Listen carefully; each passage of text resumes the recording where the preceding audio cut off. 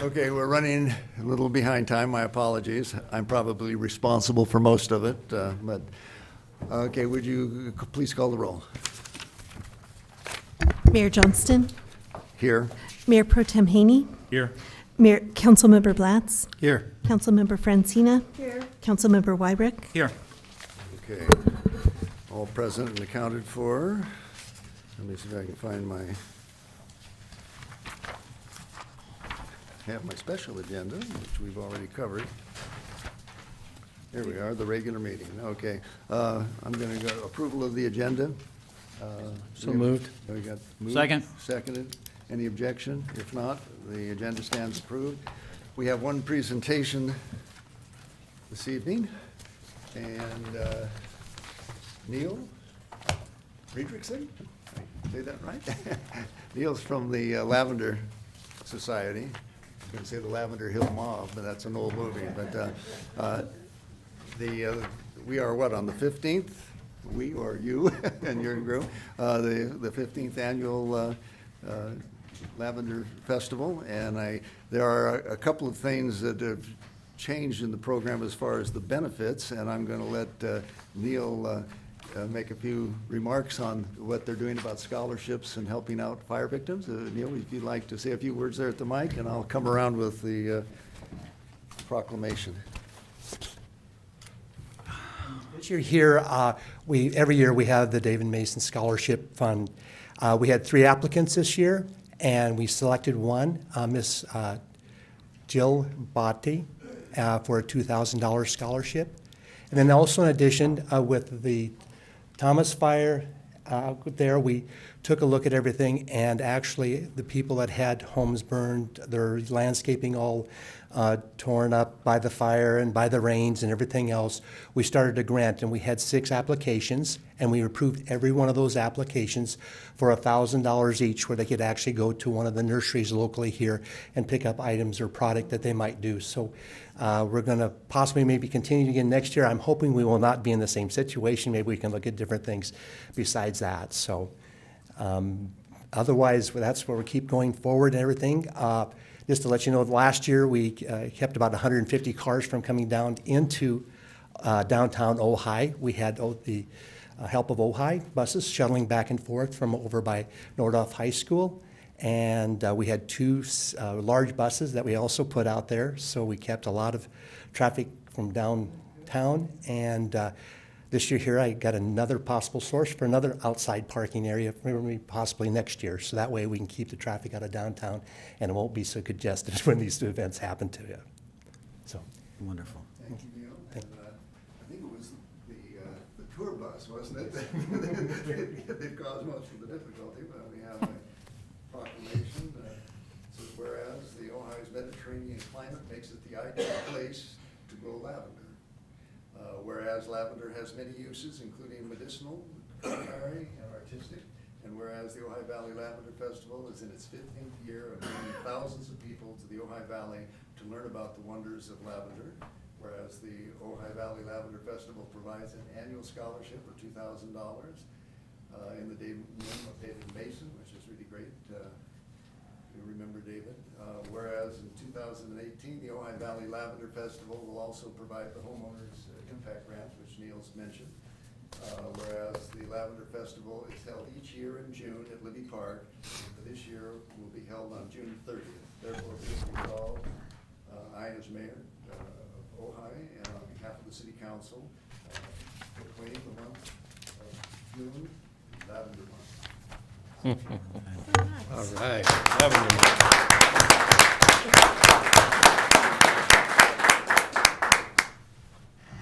Look how beautiful.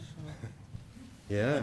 Just to let everyone know, this is from Ojai Valley Lavender Farms on the upper end of by Summit.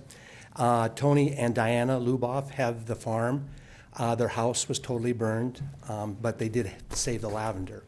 And as mentioned earlier to Dale here, that it was surprising. There's the sisters down by the St. Thomas Aquinas College actually lost all their lavender, so the Luboffs have that. So we've tried to put them together so that way they continue with product and everything else to help each other out. But the rest of the lavender was saved in Upper Ojai and everywhere else that we have.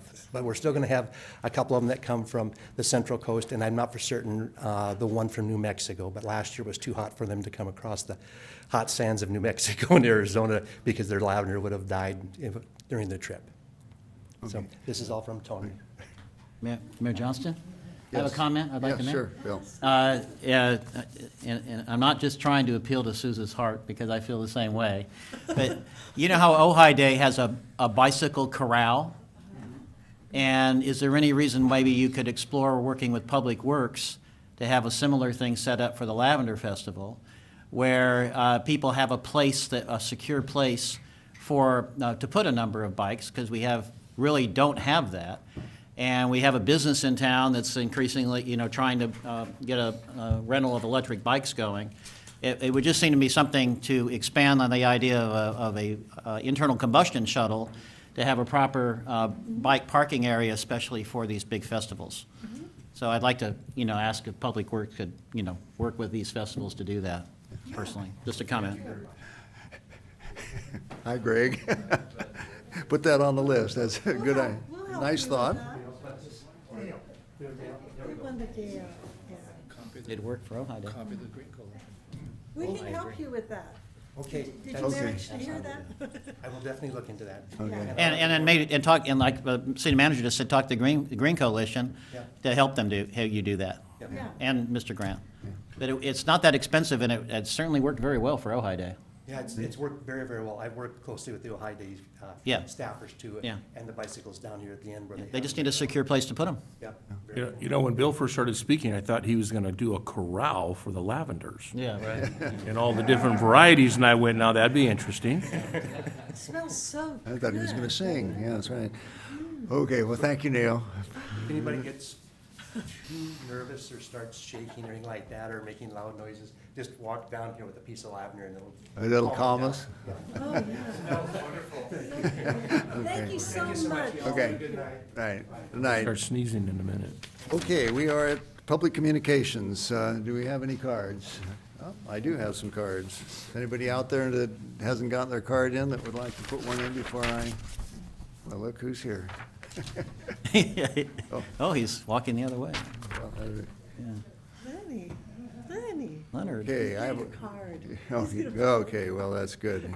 Be like old times, yeah. Noel Douglas, come on down. Mr. Mayor, Council, thank you for having me. My name is Noel Douglas. I live at 999 East Ojai Avenue between the Soul Park and Randy's Company Yard. I've worked as the office manager and administrative assistant for the Ojai Valley Green Coalition for the last 10 years. And I wanted to take a minute of your time to share progress being made by our organization about a resilient and water-secure Ojai, and in particular, a project that I'm excited about, which is that garden right next to us here. And I wanted to just say that several weeks ago, with the help of Greg Grant of our Ojai Public Utilities and our longtime garden advisor, Delaney Ellis-Labar, the coalition hosted a corporate group of volunteers from San Francisco Bay Area while they were here at the Inn and Spa at a convention to do some community service for Ojai. So we, for the second time, first time was about 5 years ago, we had them help us with a garden project, and what better project than to be the inaugural cleanup crew for the hopefully newly renewed Ojai demonstration garden. On April 19th, these people broke away from the convention center and they spent 4 hours in the garden weeding, trimming, deadheading, raking, removing decayed structures on the far south side of the property. If you walk in from Ventura Street, take a look. It's quite a nice change. Much more to do, though. The community demonstration garden has been on the Green Coalition's radar for several years because we believe it has a potential to become a hands-on community green space and a laboratory to demonstrate innovative strategies in watershed management, rainwater catchment, carbon sequestration and composting, fire-resistant landscape and building materials, and overall permaculture design. An expanding network of residents and horticultural organizations share our vision for the community garden that enhances our Ojai public park system, people and organizations that have the knowledge and expertise to make this vision a reality. It's our intention to use the Green Coalition's resources to facilitate a coalition of citizens and professionals interested in collaborating together to create a community park design that meets the educational and recreational needs of our city, as well as receives the recognition visitors that travel to Ojai from near and far will give it. The coalition is a proven leader in our valley as teachers, organizers, and advisors committed to building that kind of town that pays attention to causes which are crucial to our environment and our social project. We are founded on the principle of community building with the city, with organizations like the Sierra Watershed Progressive, with agencies like Ventura River Water District, with individuals like Connor Jones, Kathy Nolan, Delaney Ellis. But our greatest community resource is our constituency of like-minded citizens who have joined us over the last 10 years in an effort to create a sustainable and resilient Ojai community. I'm going to be 15 seconds over. These are the people that donated over 200 hours last month of their volunteer time to successfully organize Earth Day in Libby Park. Thank you, Sousa. And these are the people that motivate and inform us. In closing, I just wish to thank the council for being supportive of the Green Coalition. To do this important work for the city of Ojai, we're excited to partner with you in the many areas that you are working on to ensure a resilient and water-secure Ojai. It is my hope that you will continue your support of the Ojai Valley Green Coalition as we build the community framework to design a world-class garden and park as an innovative teaching tool for our valley and the world. Okay, thank you, Noel. Thank you. Thank you, Noel. Appreciate it. You're welcome. Great speech. Okay, Great speech.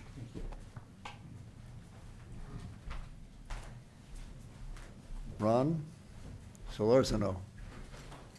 Wrong. Perfect. You're a good All teacher. right. Well, thank you all. Good evening, members of council. My name is Ron Solorzano, and I am the regional librarian for the Ojai Valley. I'm here tonight to give you an update on some of the exciting programs and activities that we have going on over at the Ojai Library. First and foremost, we're rapidly approaching the start of Summer Reading 2018. This year, our theme for Summer Reading is Reading Takes You Everywhere. And starting next week, kids are going to be able to, kids and parents will be able to register online via our library website, www.vencolibrary.org. Kids will be able to track their reading throughout the summer, and for every 100 minutes that they read, they'll earn a chance to win one of our grand prizes for the summer, including a Chromebook and a STEAM activity kit. So it's a really nice prize. Come in and speak with any of our library staff for more information, and be sure to join us for our summer reading kickoff show, which is Nifty Balloons, which is going to be going on June 14th from 3 to 4 p.m. Just a couple more things I want to mention. We have a new volunteer at the library who is offering technology assistance to our customers on Thursday afternoons from 1 to 3 p.m. In the library. So anyone who's interested in learning more about how to use a smartphone or a laptop or anything like that can drop on by. In addition, on Saturday, May 19th, we're going to be hosting two special events at the library. First, a presentation by Jill Santos from Food Forward, which is a volunteer organization that rescues viable produce that would otherwise go to waste. And second, we're going to have a screening of Mission to Moscow, a controversial 1943 film about a former U.S. ambassador to the Soviet Union, and that screening is going to be hosted by the Women's International League for Peace and Freedom. And that's all I have for right now. Thank you for your time, and as always, please contact me or the library if you have any questions at all. Thank you. Thanks, Ron. Lenny, come on down. Leonard Clay, 412 North Fulton Street. We are approaching the anniversary of the death of John Slade, and the comments about from the gentleman with the, what is that smells good over there? Lavender, about the Dave Mason scholarship reminded me that on Saturday, the 19th of May this month, there'll be a concert at the Presbyterian Church, the fundraiser for the John Slade Scholarship Fund. The band is the Replacements, which is, and every once in a while they get together, Ojai All-Star Band with J.B. White and Jimmy Cleary and Rain Perry and Virginia Crone and a bunch of other people. And again, all the proceeds go to the John Slade Scholarship. In addition, playing at the Art Center this month through May 24th is a play called Bakersfield Mist. John Slade had been scheduled to direct that play, and in honor of that, funds are being solicited at each of the productions for that play at the Art Center. And it happens to be a marvelous play, one of the best written things I've heard in ages. It's brilliant. Everybody should go see it. And we all the last thing about the John Slade concert. John recorded a Bob Dylan song, "Got to Serve Somebody." That's the theme of the evening. It's the Replacements doing Bob Dylan in honor of John Slade. So hope to see everybody there. Thank you. Thank you. Thanks, Lenny. Okay, that's all the cards I have. So we will. Mayor Johnston? But yes, I'd like Bill. a separate discussion of item E on the consent calendar, please. Okay. Item E. E. Okay. E is in evermore. Okay. So we will. Do I have a motion for the balance of the consent calendar? So moved. I'll second. Moved and seconded. Any objection? If not, so ordered. Okay, item E, Public Works Security Gate and Fencing Project. Yeah, I just thought this was a time to bring up an issue that's been bothering me a little for a while lately, because this amounts to adding infrastructure to the Public Works yard, which, if you look at the history, as recently as 2010, is designated formally as part of Libby Park. The Public Works Yard is in Libby Park. And we have master plans. For example, the Ojai Festival's contract that was executed in 2010 includes an exhibit showing Libby Park development from '92 in terms of extending into this Public Works area. And so I just wanted to raise the issue about building infrastructure in an area that actually we have master plans for in terms of developing Libby Park, especially when we are right now with options in terms of Public Works Yard could be at least looked at in terms of being relocated where it's not in conflict with the master plan for Libby Park. And I just want to raise the issue, not necessarily to be against this, but I would hate for us to continue to build infrastructure for something that is actually in conflict with master plans that the city has historically been looking at in terms of the full use of Libby Park development, which extends through the Public Works Yard all the way to behind City Hall here.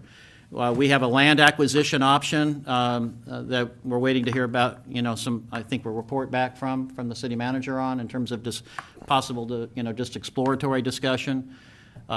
There's been talk in the past about working out something with the opportunity with the school district.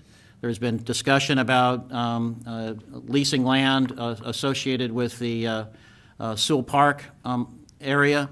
And I just want to raise the issue that I think it's time that we try to formalize this or resolve this contradiction between the master plans that we have in our history and include formally in some contracts and the use to which we're putting this part of Libby Park too.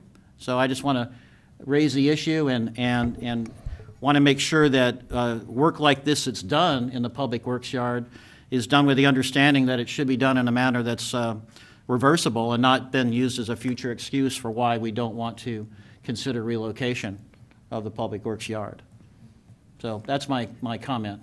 Okay. I share those, may I? Yes. Yeah, I just want to say, I share those concerns, and I don't know quite how to proceed if this is something that we need to put, on a future, well, definitely on a future agenda, it seems. Right. But I don't know when, and I don't know, I know this is a grant, but I don't know, I assume it's easily reversible. That's Yeah. my major question. yeah, You know, is something like this transportable to another location, for example? yeah, yeah. Yeah, Greg, you Those want are to come good on up? questions, yeah. There may be a question or two here.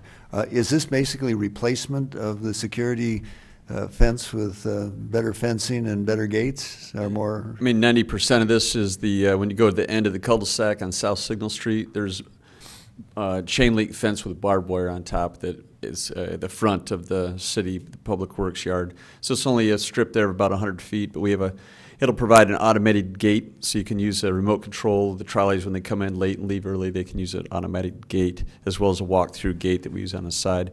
So that can all be pulled and moved to any new facility. So Okay. that's fine as far as that The goes. source of funding is? Prop 1B. So as a Prop 1B for transit, it's really related to the trolleys to improve security for the trolleys in the Okay, yard. so when you say it's not a general fund impact, Yeah, right, this is fully funded by Prop 1B. And I noticed with the change order, it stays within the grant amount.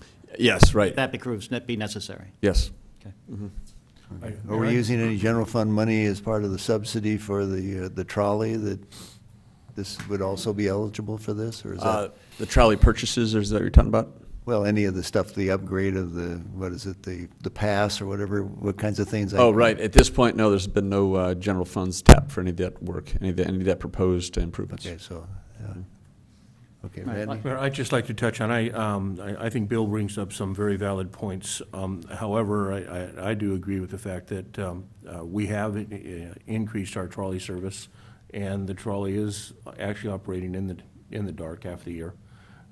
So I'm not necessarily opposed to it. No, I'm not. I'm not opposed to it. And I do think, though, an actual coming back with a new introduction of the overlay for that facility, because the map that you're talking about is fairly old. Well, old yet adopted in formal contracting within the last decade. And, yeah, I'm just saying, in fact, we looked at it, we were on the Rec and Parks Commission, and found it to be completely out of date. So that map needs to actually, and the facility actually needs to be looked at in a whole new manner. So I would look forward to bringing that back, that discussion back. Yeah. Okay, well, what's your pleasure on this? Well, I'll move approval, and then we can bring up in future agenda items. Second? Second? Yes, you may. Oh. Oh, here's an, Oh, one oh. more card. Of course you did, Bill. I should just look out there and automatically call on you. For the record, my name is Bill Miley. I've worked those gates watering trees with Ojai Trees Group, and automatic gates would be really helpful, I would think, especially for the trolley. But I want to put an underline to support the several comments that have been made about looking at that land. At one point, about 3 years ago, when our affordable housing discussion was really going pretty strongly, there was some discussion about moving the Public Works yard out of the central part of the city, possibly to considering the county yard on Maricopa, the state yard across from the Y, and also Soul Park. And my reason would be that we would move it out of the central part of our city and make the valuable land available for consideration of a higher value process or function or whatever. So I would really support looking at that in the future. Thanks. Okay, thanks, Bill. Okay, we had a motion. Do we have a second to that? I think so. We have a Okay, second. Yeah. moved and seconded. Any objection? If not, the matter is approved. Number E, fine, thank you. Okay, we now go to discussion items.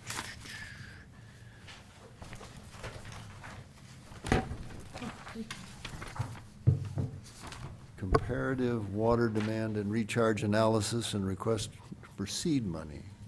Sounds like we're planting a garden, but, okay, Mr. City Manager, would you? Yep, we're planting a lavender garden out of all the stormwater we're going to manage to capture. We're planting wells, one well at a time, or one recharge system at a time. So council, at the last regular meeting, had asked that I come back with a report, both analyzing the request for seed money in the amount of $15,000 to be spent this fiscal year to kick off the first phase of this proposal that we've received from the Sierra Watershed Progressive.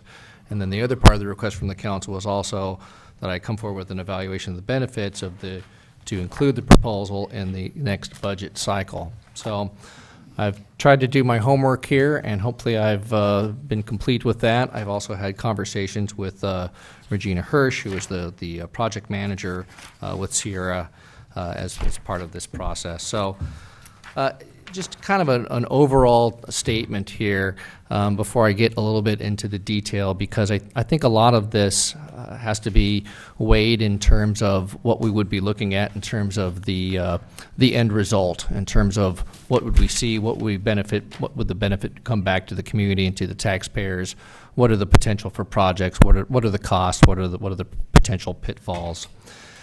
The initial ask, I would say, of the seed money is rather low risk and also rather low reward, because obviously if you don't go forward with the next phases, you have information and potentially some very good information, but obviously that's not going to put any water back into the ground or do things to improve our overall water strategy. However, I do think that there is some benefit in perhaps taking a look at the first phase here with the seed money, particularly because the idea, in speaking with Ms. Hirsch, is they really are trying to see if they can get some additional partners to be part of this process. My view is that if we're really going to be successful with trying to do projects that will improve the overall water health of the basin, whether it be through conservation or other ways to capture or trap or sink the water, that the more players and more partners that you have involved in it, the more likely that you're going to have success. In fact, I would say that if we're going it alone, I would say that our opportunities for achieving success would be rather greatly diminished, just because we don't hold all the cards here in this particular instance. So I think the real challenge for us comes more in the later phases, particularly if we were to start applying for grant funds and paying for the grant writing on that. And then you get into the questions, of course, if you're successful with your grants, are you going to be able to come up with the matching funding required for that, and how do you compete for that with everything else that you're trying to do with the city? So again, I don't think there's a lot of risk with doing the seed money, particularly if you can go out there and explore and see if there are other partners who could come on board and be part of this. So that's kind of my quick and dirty in terms of the seed money, because that would be just for the first phase of the project. Hopefully there was a revised proposal that we received from Sierra. That was the second attachment in your to the staff report there. And again, just in that, I'm on page 2-33 of the packet.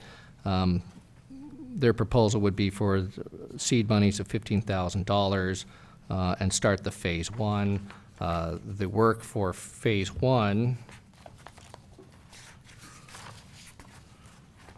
sorry, I lost my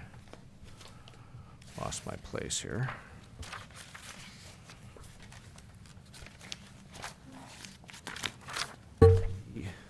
Phase one would provide a visual guide to the city's water vision and a spatial analysis of water resource project opportunities. Phase two would actually provide the catalog of projects. It would also evaluate climate scenarios with and without the identified projects.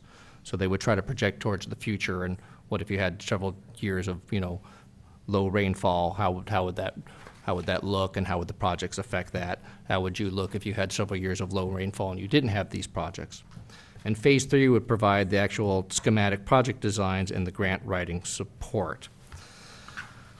So I took some time to look through, because again, part of what council asked was an analysis and whether or not we should be including this in the next fiscal year with the later phases of the request. So in your packet, on page 2-36, and this was provided by Sierra, and it's titled Time-Sensitive Grant Cycles. And there are 5 listed there. Matching funds from the Wildlife Conservation Board Streamflow Enhancement Grant Program, and then Wildlife Conservation Board Enhancement Grant Program. The first part was just the matching funds. So that's in two parts. And then 2 grants from the State Water Resources Control Board, a stormwater grant program and a groundwater grant program, and another program through the Department of Water Resources, which is an integrated regional water management planning grant program. So in looking through these,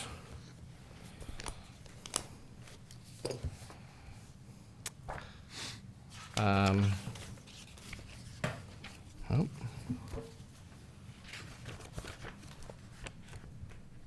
Sorry, I've got too many notes here. There we go.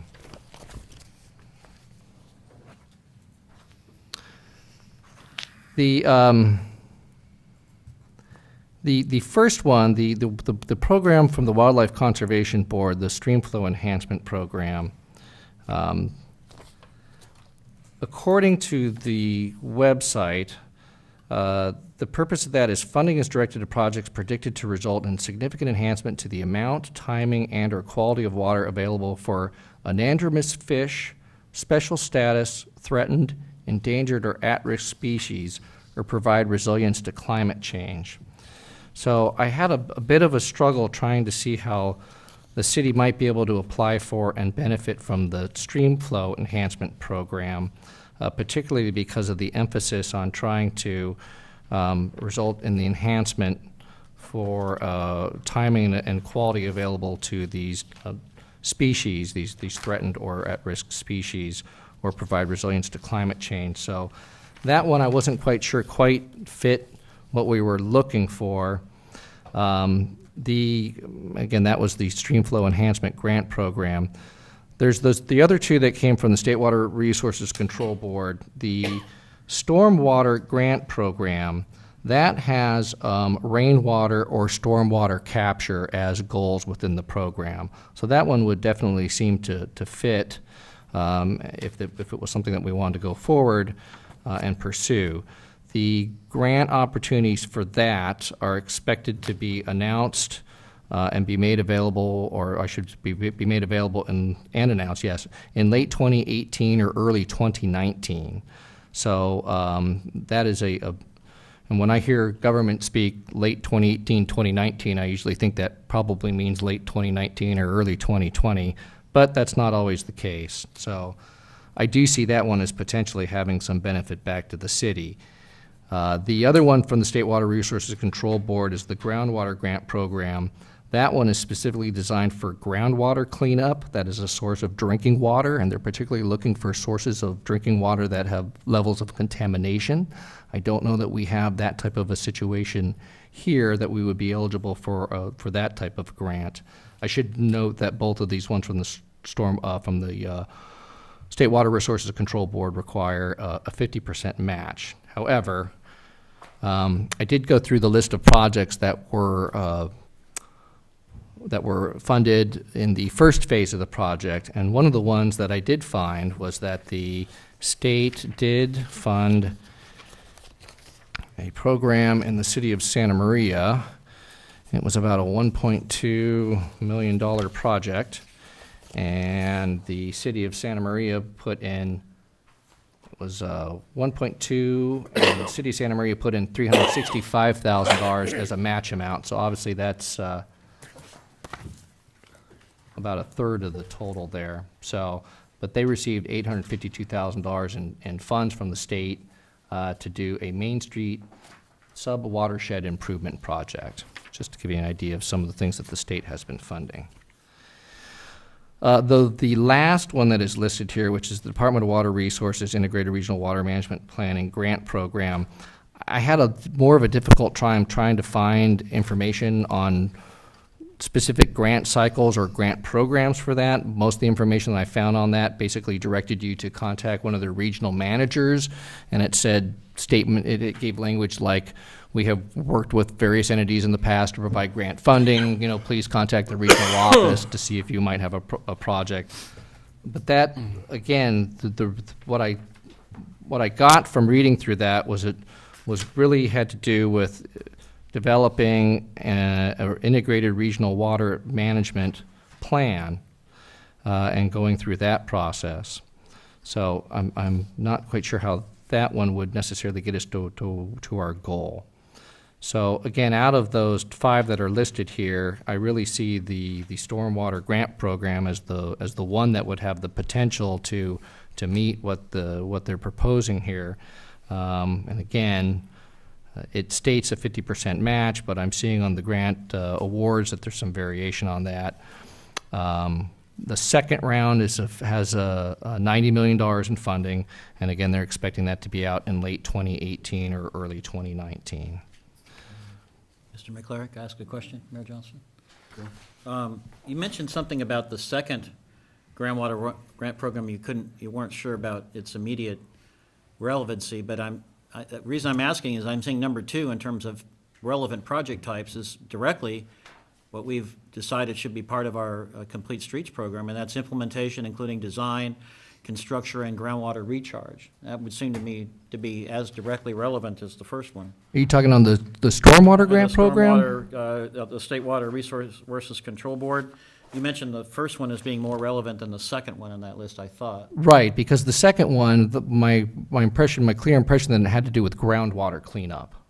Well, again, when it says implementation, including design, construction, and groundwater recharge, I think that's exactly what we've been talking about.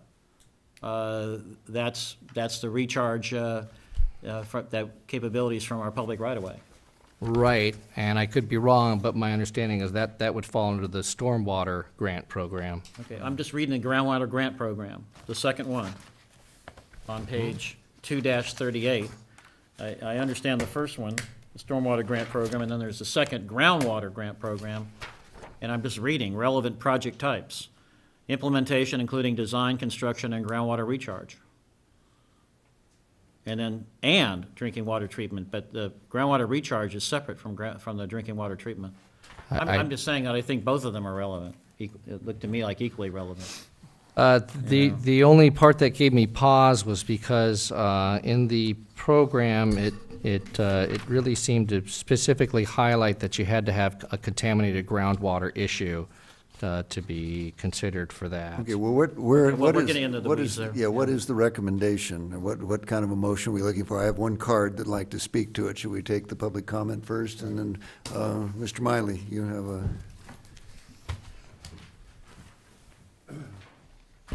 For the record, Bill Miley. Just within the last hour, I received something from Councilman Haney. It's called a draft description of a city-appointed water resource coordinator position. Have you seen that? I haven't shared it yet. I'm going to do it in a minute. Oh, okay. Well, I would suggest that because this is part of the resilience for the city, that this proposal that I just read over, I happen to like a lot because it's relative to something I did with my plants last year. I've been watering them in pots, and they've been sort of growing, and they dry up really fast. So one day I was out at Costco, and I ran across some big packages of Whitney planting mix. And I said, boy, if Costco has that. What? So anyway, I bought 11 of them. Okay. And I changed all the pots, and now they're growing like crazy. One event, one change made a big difference. I think if we take and get a coordinator who focuses on this for 2 to 3, 4 years, we can do some things because the person is in our city, in our home, and coordinating all the various activities going on. But I like this idea. And the funding idea is a good one too for parcels. Thank you. Thank you. Thank you, Bill.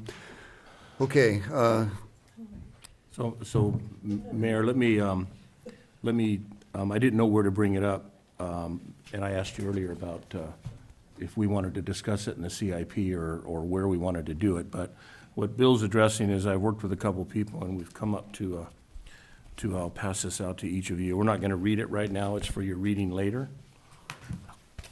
But it's a discussion on funding a,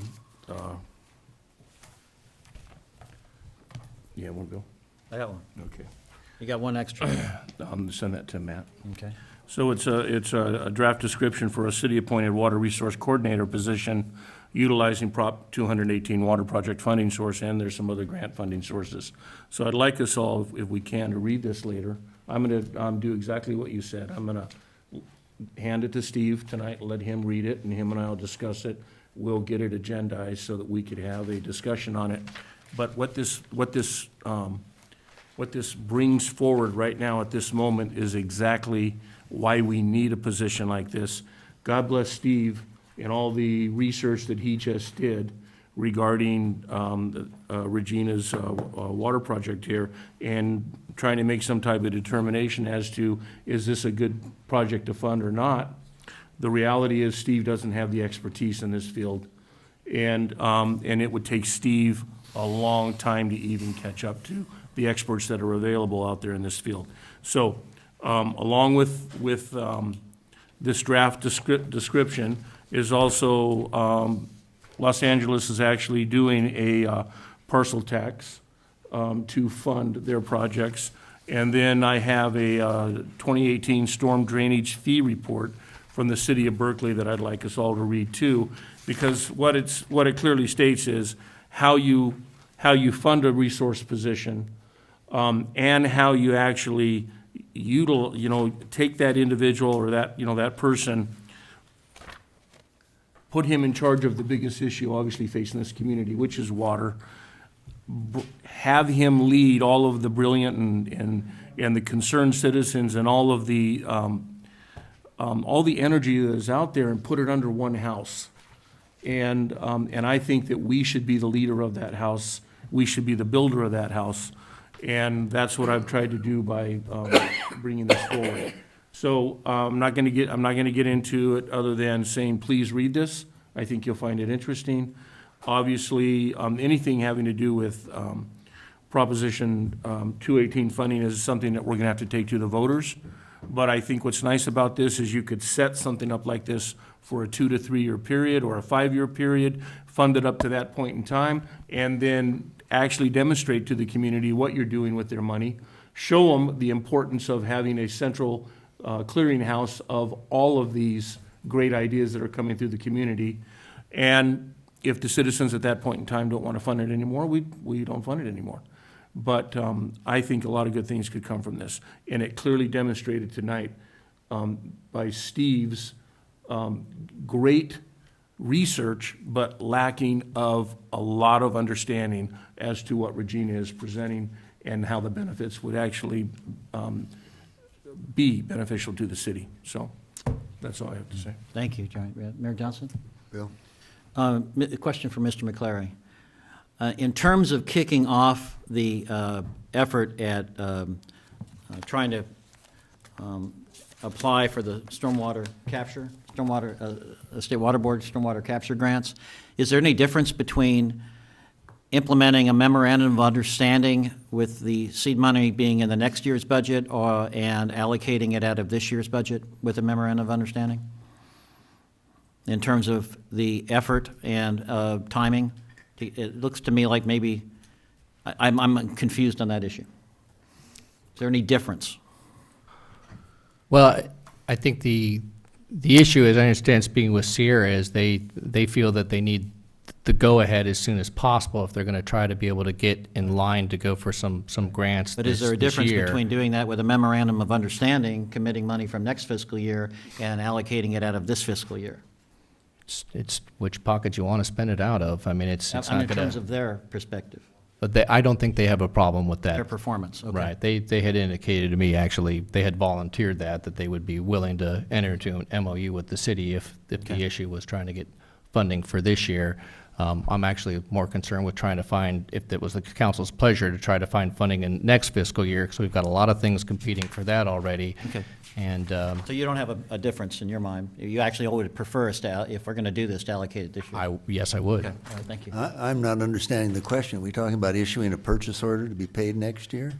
The difference is between voting whether we would consider a special appropriation for the 15,000 seed money out of this current fiscal year, or doing it as a commitment to next fiscal year through a memorandum of understanding. Well, a memorandum of understanding with whom?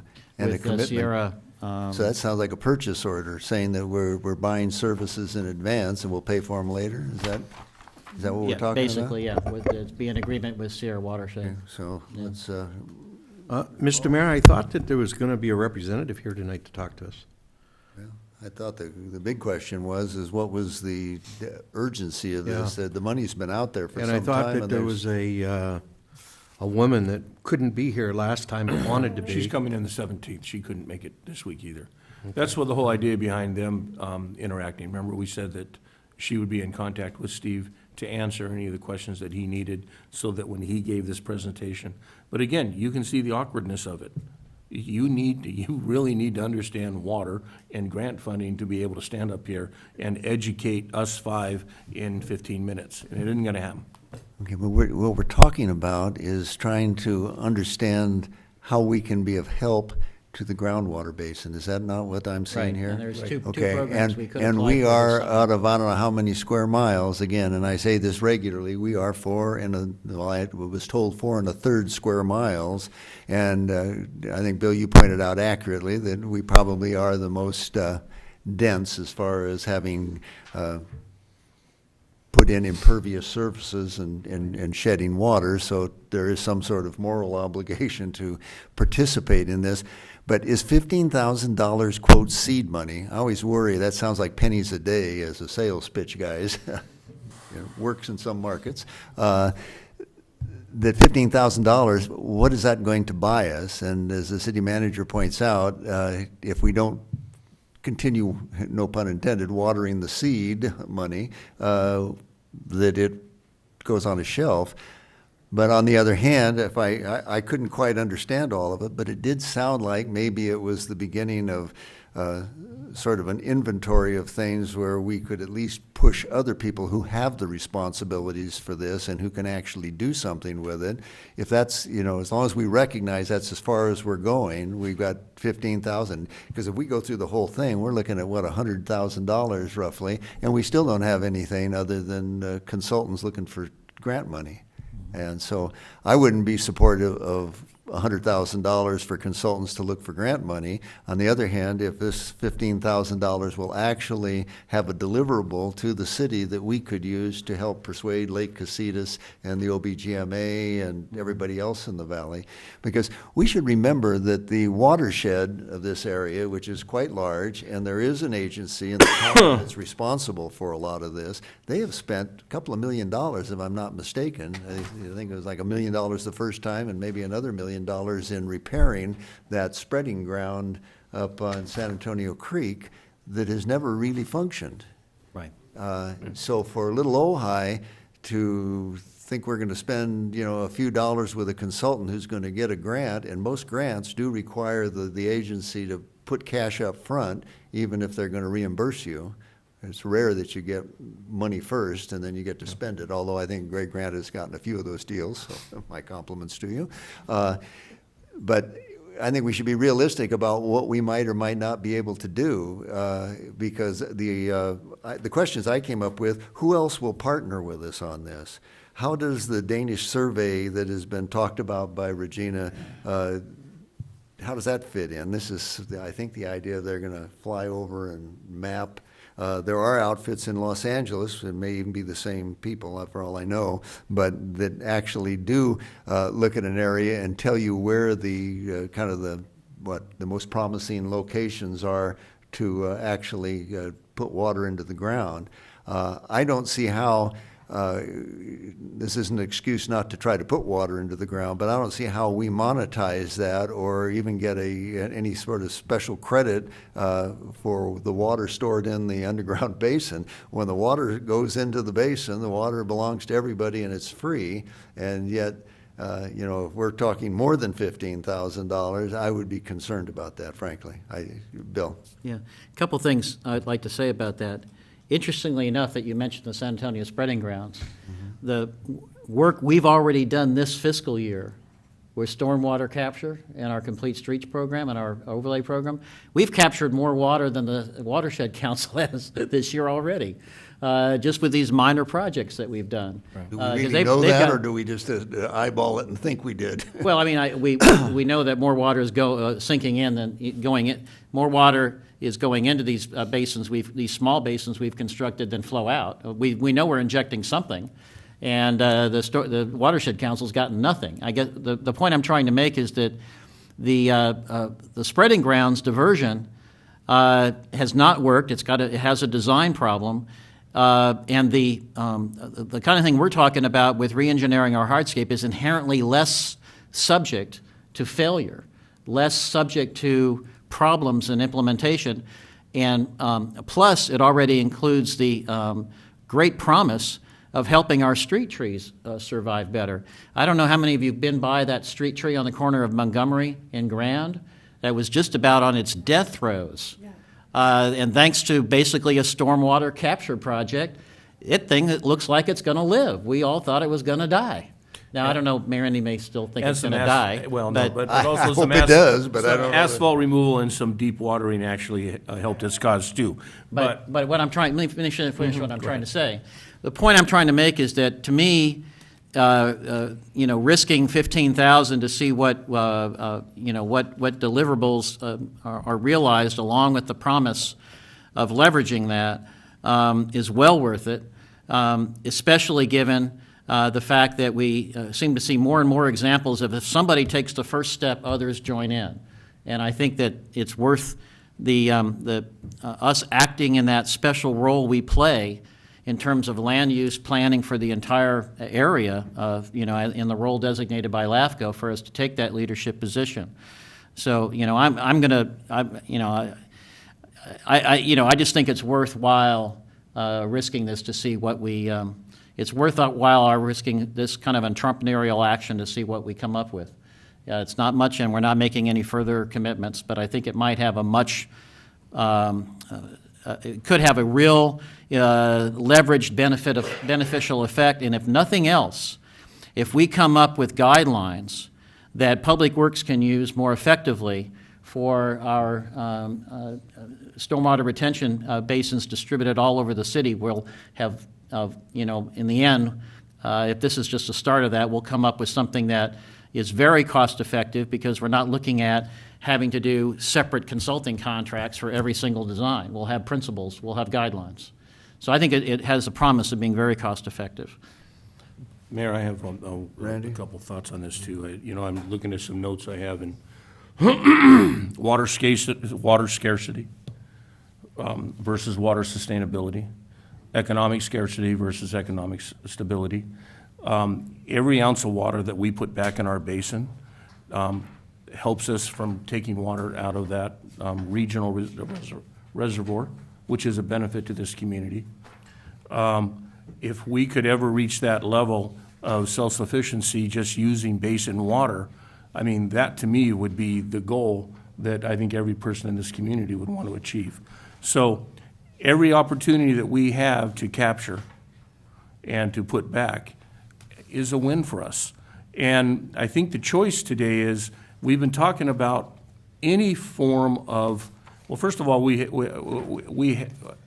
we've conserved our brains out at 40%. I'm not necessarily sure how much more we can conserve before we shut the water off to every plant that's in this valley or that's within this city. Our conservation levels are incredibly good. So the next thing you have to do is, if one phase of this is conservation, then the other phase of it is, what are you going to do to recharge? And I mean, the majority of this community is downhill. We could take every corner in this community and turn every crosswalk into a permeable paving system that actually captures water. I mean, these are just benefits, and we could probably talk all night about them. But to me, I think the most important thing is, one, taking a leadership role. Two, recognizing that we need to do something other than sitting on our hands. And we've had this discussion, this ongoing discussion, for 2.5 years. We're in the same place that we were 2.5 years ago as we are today. We need to be doing something to mitigate this problem. because it's not getting better. And again, I say that sincerely. And I do respect what you're saying regarding being fiscally responsible. I get that. But if we're not challenging ourselves to seek other sources of knowledge and other sources of being self-reliant and self-sustainable, then I think we're shooting ourselves in the foot. So. So Well, I guess, just for the record, I don't think we've been sitting on our hands doing nothing, but I do think there's limitation on what we can do. Now, this may be one of those things that we can do, but I don't think we should kid ourselves. This sort of thing, as best I can understand it, is not going to produce any water or sink any water. It would be the first step on a fairly long and expensive journey, and for little Ojai to be taking that on when the watershed and the Lake Casitas and the OBGMA and these bigger outfits that we're trapping a little water along the, we should do what can be done, but this is not going to actually produce anything except possibly a way of persuading other people to, does anybody have an example of how this is actually in place, someplace working, where other people in the state of California are actually doing this as opposed to just another consultant for another study? I didn't see where we that. just had an example from Santa Maria. I know that there's other stormwater capture programs all over the state. I And can't is this the cite way them. they did it? City of Los Angeles is doing it. Well, I mean, everybody's doing something trying to capture. We're doing something. I'm just saying, is it this the way they did it? I can't answer that. Yeah, okay. I'd like to go ahead and just make a motion so we get to a decision Okay. on this. And I'll see if I word this properly. City attorney can tell me if I'm not. I'm going to make a motion that we allocate $15,000 out of the current fiscal year for seed money to explore implementing Phase 1 start with CR Water Progressive with stipulated no further commitments made with respect to this initial seed funding.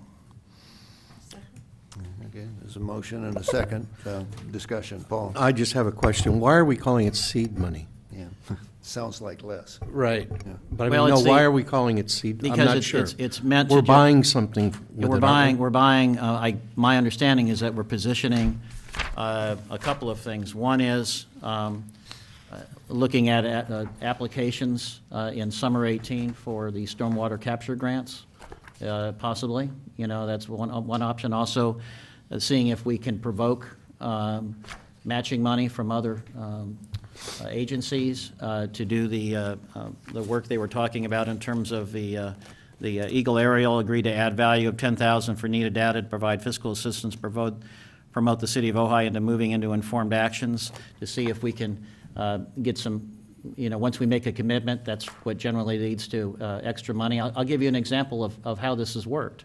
Remember when we allocated money for engaging in the watching what's going on with the Ojai area plan in terms of some systemic risk to our whole entire valley? That provoked twice the funding that we allocated for that. It was a double match in terms of the money we allocated for that. There's sufficient funding now looking at and watching what really is critical in terms of the characteristics of this valley with the general plan update for Ventura County through the Ojai area plan. We made an initial commitment to do that. It provoked twice the support from the private nonprofit sector. But is there somebody else out there like the Defense Fund who'd already been in conversations and had kind of given a nod that they would go along if we Well, I went can't, along? again, we had no commitment when we made our commitment. Oh, well, But I well, know that, no. I know that the groundwater management agencies are interested in what we do. The Watershed Council is interested in what we do in this regard. I think that there might be, again, until you take the first step, and this is a very limited step, you're not really sure what you're going to get in terms of what you stimulate in terms of wider support. But I think this is a good first step for us to take to discover the potential as well as having some very specific deliverables in terms of looking at these initial grant opportunities that are basically this summer that we could not look into by waiting until the next fiscal year. And given the fact that the city manager seems to be more comfortable with allocating the money out of the current fiscal year, I think, well, let's just go ahead and do it that way. Where is the city money, Mr. City Manager? It would come out of the projected unallocated fund balance, which I think we were at about, we're well over 15,000 in that. Let me get you that number. It Okay, was so in enough the to- budget. Enough to put in green parking zones and a little money for design for housing also in there? We could come back and look at that as well, yes, Mr. Mayor. Okay, well, I just, if there's money out. But anyway, that's my Mr. Mayor, motion. I just- and- so- And I don't know if it's even been seconded, so I've made my motion. I thought I would, oh, then we have Second. discussion. Okay. I'm still, what are we getting for the 15,000? When you call it seed money, that's like we're putting this out here for someone else to come up and do something with it. Yes. So, Okay. what are we getting for the We're gonna get 15,000, we're if gonna get a anything? comparative water demand and recharge analysis from Sierra Watershed Progressive. Okay. That's what we're gonna receive for $15,000. Okay, And the then- nuts and bolts are a little deeper into the package. But that's what we're doing. So my little modification of your motion would be, request the city manager to form an MOU with Sierra Watershed Progressive to fund a Phase 1 comparative water demand and recharge analysis for the city of Ojai. Amendment accepted. For the price of $15,000? Yes. Yeah, well, You know, can I say something? Sure. It's just unfortunate that Regina Hirsch is not here. You know, these questions, we would have much more, oh, is it on or off? Okay, sorry about that. I was just saying, it's Thank you, Lanny. unfortunate that, thank you, Lanny, that Regina Hirsch is not here. I have a high level of confidence. I've met with her a number of times. I have confidence in the people that she works with. And if she were here, I think a lot of our doubts and questions would be, addressed. So could we have her come? Well, I'm gonna ask that we vote on this tonight. Yeah, we're going to vote on it tonight, but I would request yes, she should that be- we have she her should come. do a presentation. She should do, if we vote yes, Yeah, she should she- come and do a report on what she's Yeah, doing. yeah, okay. Or we can wait for her to come and then we can Yeah, that's vote. another choice, that's a choice Is that we an make. amendment? No. I'll That's second my it. amendment. No. Okay. Is we've waited 2 meetings for her to be here. Obviously, she hasn't been able to be. If it's unfortunate, as Councilwoman speaks of, that it's unfortunate she's not here because a lot of our questions could be answered, then it's unfortunate that she's not here, and I don't think we ought to take action. Oh, I disagree. I There's I a have motion and a conf- second okay. to continue it until we get someone here. Is there discussion of the amendment? Is it seconded? Yes, I second it. Okay, all right, well then let's Take a vote. vote. Yeah, I'm seconding it for the same reason. What we're talking about here is something that will be helpful over the next 10 and 20 years. So it seems like an extra week or two to get a better sense of what 15,000. I guess what worries me most, guys, about calling it seed money is it sounds like this is just the beginning and we're actually committed to phases 2 and 3 if we want to get anything back for our money. And we don't even know who the partners are. At least when we were doing the thing on air quality, it was a responsibility we had as a city to track that, and we kind of outsourced that to a group that has the kind of skills that were necessary. And we also knew because the Defense Fund had contacted me and said they were considering doing it. So I at least knew where the money was going to come from and who was going to do it and what we were going to get for it. Well, let's vote, and, you know. And again, I am not against the concept here, but if, as it's been put, it's unfortunate that the person that has all the answers isn't here, then why wouldn't we want to wait until she could be here before we vote on it? So that's my only Okay. comment. So we're gonna first vote on the waiting. On the amendment. Okay, Yeah, the amendment is to postpone until we can get the consultant to be present for discussion. No further discussion, roll call? Councilmember Wyrick? Excuse me? Me? Yeah, no. Councilmember Francina? No. Councilmember Blatz? Yes. Councilmember Haney? No. Mayor Johnston? Yes. Okay, we are now back to the main motion. Further discussion? No. Hearing none, then I guess we vote on the main motion.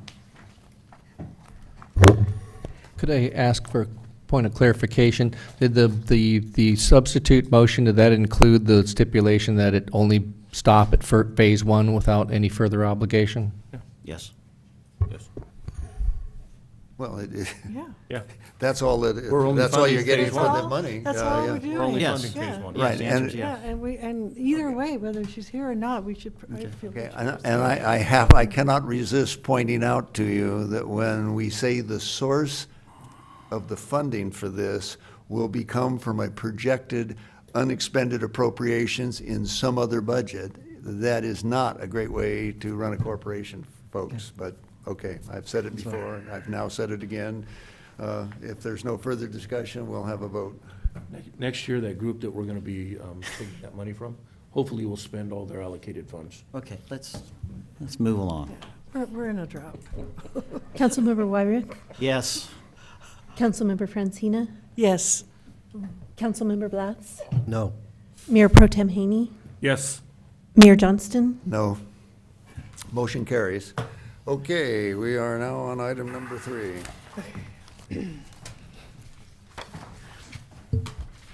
Introduction of an ordinance regulating the use and cultivation of cannabis to permit regulated cannabis testing laboratories. Let me get a summary report from staff. Yes, City Attorney, if you could give a quick report? Thank you. Mayor and Council, what's before you is a introduction of a proposed ordinance that would amend the city's existing cannabis ordinance to permit testing labs as an additional allowed cannabis business type.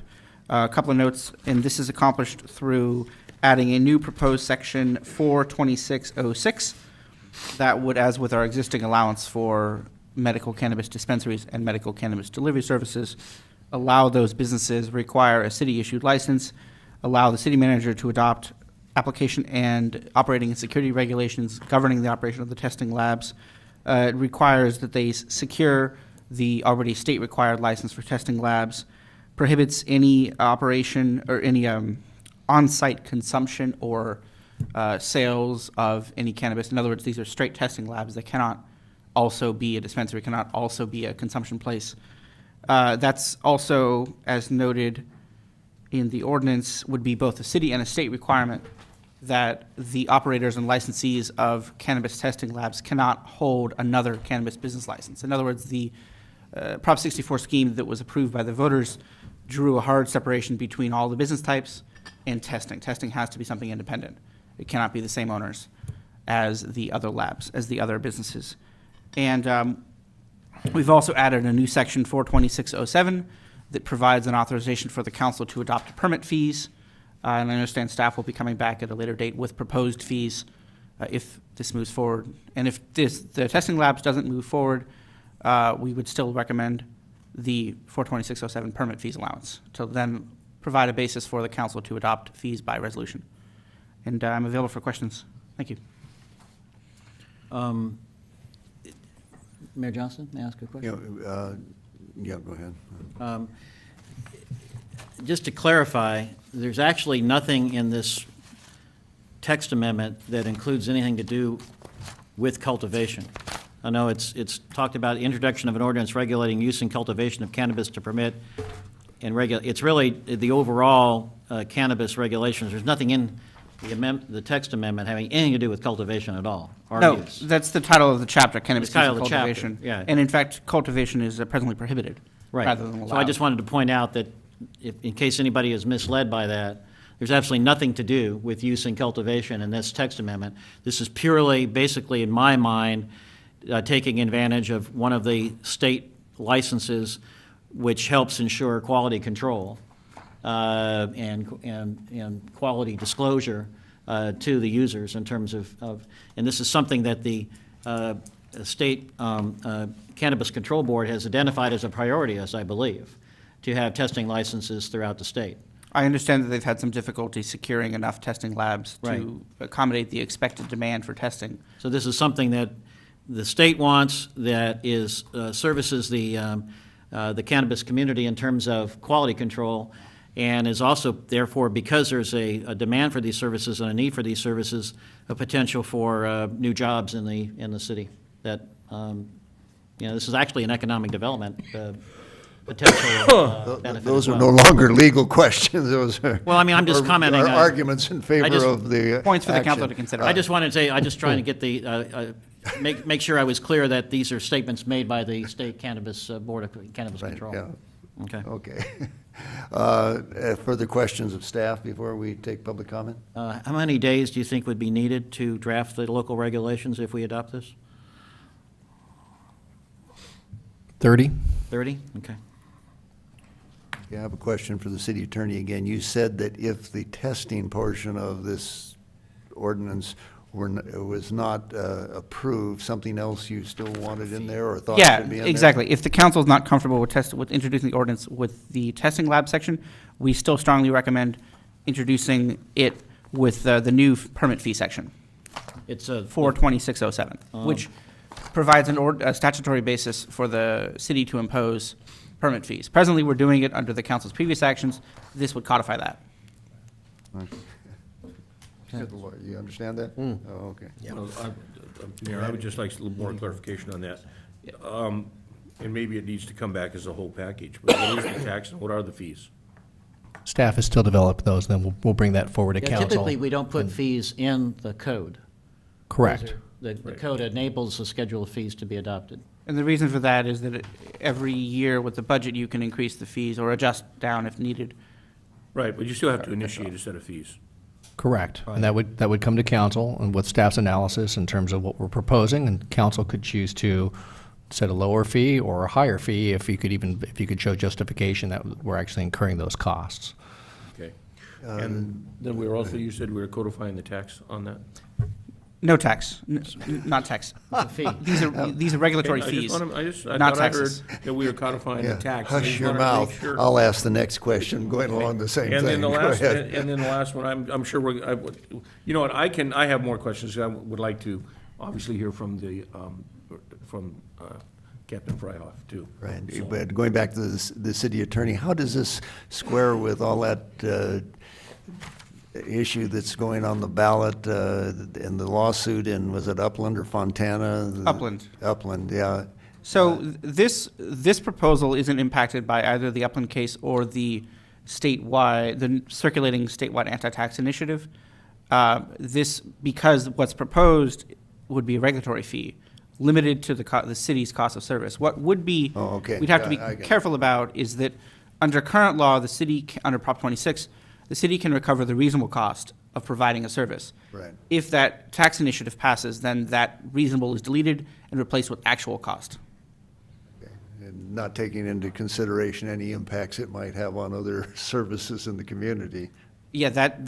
Yeah, that's prohibited. And Okay. for what it's worth, the council and the voters can impose a straight tax to raise general revenue on cannabis businesses. That is doable. Many communities have done that. That does take voter approval and is best done as a business license tax on the cannabis businesses, as the state has preempted sales taxes. Okay. Randy, you want to ask your question to the chief first? You want to take? No, a let's question? let's take Okay. these and then Okay. we'll see where it goes. Okay, Lenny. Mike. Not that you Leonard need Clay, one. 412 North Fulton Street. I urge you to vote yes. Jeff Sessions notwithstanding, marijuana is legal in probably half the states now, and it'll be legal all over America, before the end of the decade, probably sooner. This is an opportunity for the city to create jobs. And this whole marijuana thing, why it's not legal without a doctor's note in the city of Ojai is kind of silly. We are now a tourist destination with wine bars and brew pubs. You can buy a six-pack at any gas station in town, and you need a note from some phony doctor.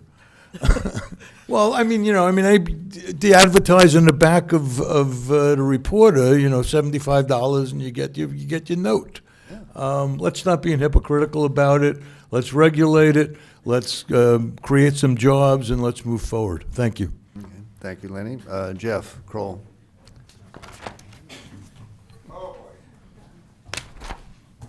Keep him to 3. Keep him to 3. Okay. Hello, council members, mayor. Clock's running. Go. And chief, okay.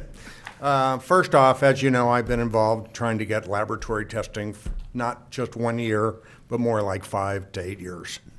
It's so important that we have a laboratory. I want to give you an update on the state. At current, there's only 27 laboratories that have met the cycle of state approval. Right now, the state estimated they needed 50 to 60 laboratories in play last January. We only have 27 right now. I am in negotiations with University of Santa Barbara and Cal Poly. They're considering actually doing a graduate program to offer students the credential of actually getting a certification for cannabis testing. I do want to also tell you that the state is panicked about not having enough labs. They are considering, it hasn't happened yet, to open up that a laboratory which needs international endorsement to be testing for water, produce, soil. So don't limit yourself to just a cannabis testing laboratory. This is a state certified lab. It can test these other components. If we want to make this environment safe for not only medical, but also adult, I've had 3 individuals since January come in to seek my counsel on an adverse effect of cannabis consumption at the recreational adult level.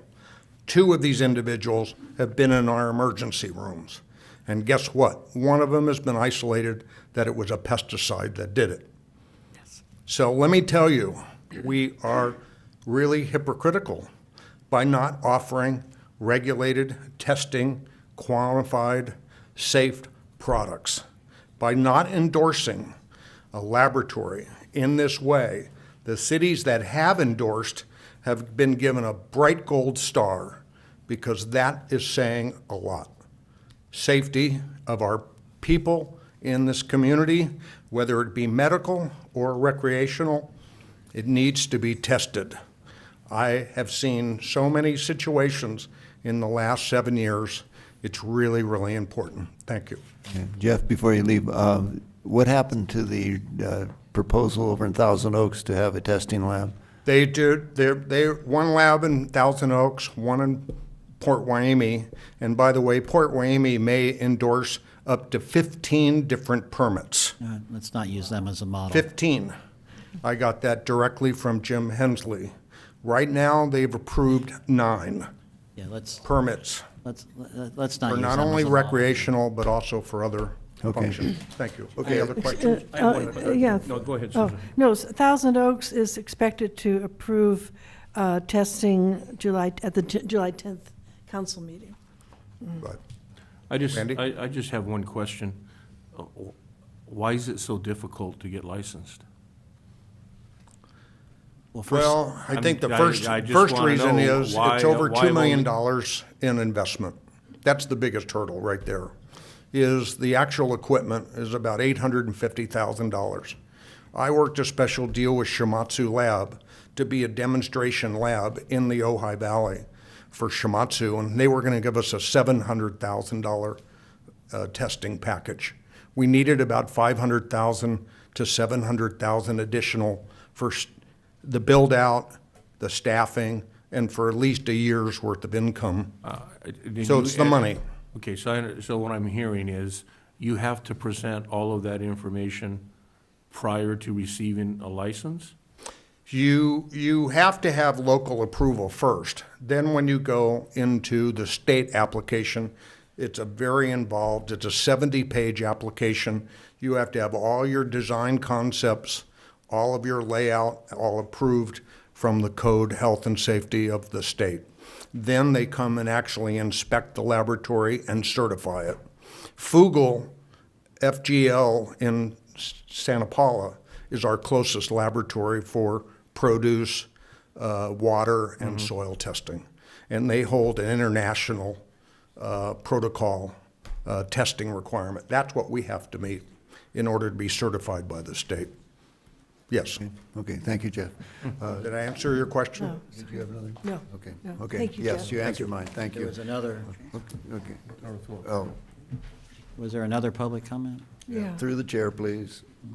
Bill, No, I'm asking the chair. Was there? you know, you were asking the I'm lady in asking the the audience, chair. she's already up there. I was asking the chair. Marisa Horowitz, I wasn't going to get up here today. I really don't have public comments. I did want to address what Councilperson Haney said, and that's in order to get accreditation, you need to have people who have studied the sciences and who are degreed, have the certifications that are required to do this specific testing. Every time we start to add things like testing for other things, we're complicating and muddying the waters. We need to focus specifically and solely on medical cannabis because there is such a need, as Jeff had pointed out. But because there is so few labs in the entire state right now that are testing, what ends up happening is, some of the medicine currently, which was supposed to be lab tested as of January 1st of this year, isn't going untested.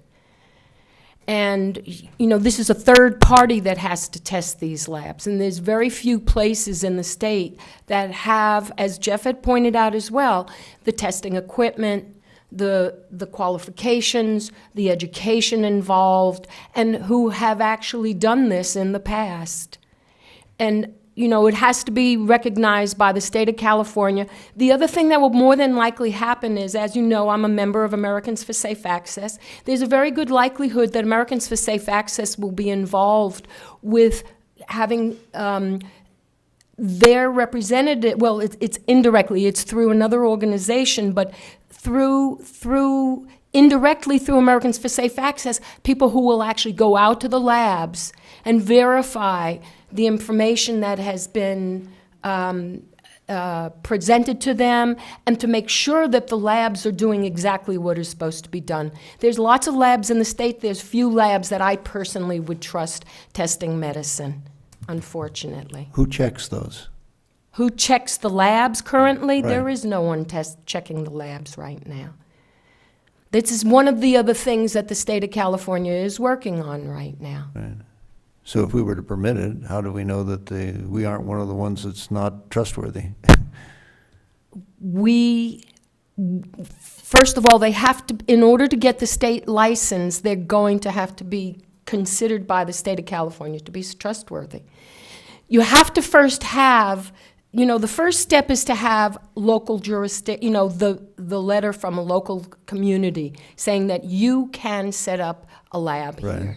At that point, you can request RFPs, proposals from different Did you say laboratories. these are state licensed in effect? They can't get the state license until they have the city license. Right. No, okay, but if we were to permit it, then They- but they couldn't be in business without getting a state license? Is that Correct. correct? Mayor and Council, that is correct. They need both a city and a state license. But Mr. Mayor, I guess what confuses me is you said there were some state labs that obviously are No, they're licensed not, through there the are no state labs at this current time. There are licensed certain, labs through the state that you're saying you wouldn't trust. myself personally, right. And that's because I've known of some of the people in the labs and some of the information they've given in the past. And frankly, I think it's been misleading and also erroneous. Okay, so it goes back to the mayor's question, is how do we know that that's not going to happen here? We're going to have to do a thorough investigation. I do know that my colleague, Sarah Armstrong with Americans for Safe Access, could assist in that. That would be local regulations. Okay, are the 27 labs that Jeff mentioned, are those in existence? Yes. Do those include, those don't include then Thousand Oaks and Wainimi, right? I don't believe they do Right. at this point, because I don't think they've passed, I don't Been- think they've gotten the permission from the cities themselves yet. Right, so if all three of the cities, including the Ojai request, that would be 3 out of 30, or 10% of the labs would be in Ventura County. So, okay. And just one other aside, please. Currently, Santa Barbara County has the largest number of cultivation licenses in the state. This is passing Humboldt County, and all the counties in the Emerald Triangle that have produced all these years the really fine quality, cannabis. The fact that Santa Barbara County now holds the largest number of cultivation permits says, unfortunately, the county of Ventura is asleep at the wheel. Okay, how many labs are there in Santa Barbara County? Currently, to my knowledge, there are none. Right, so they're growing it, they're just not testing it, is that it? That's correct. Thank you. Oh, yes? My last comment about that is that's the underground economy. That's why they're not Well, permitted no, up the there. people They're in- not the dumb. Why do people- they want to be taxed? I The mean, people in Oh. Santa Barbara County are currently legal. Certain cultivators. Thank you. And just so you know, the public knows my take on this. This was overwhelmingly passed in the county, and I support it. But it doesn't mean you just wave the wand and say, let it be. There's still a ton of questions, and this train is leaving the station. We just want to make sure all the rails are in place and everything else is attached properly. I understand. I have a question regarding one of the questions, one of the things was the percentage of testing of 10 pounds. Are they transporting 10 pounds of cannabis into the community and then taking a percentage of that and locking it up? And do we allow transportation of that amount of cannabis on any given day, on any given time right now? We don't currently regulate volume or weight. The state regulates how much you can have in any given shipment. We don't regulate that. What's the law about having cannabis on you? What's the amount? 2 ounces, 5 ounces, 10 ounces? The Prop 64 amount is 1 ounce. Above that, you need a state license to do the distribution. To transport as a licensed cannabis transporter.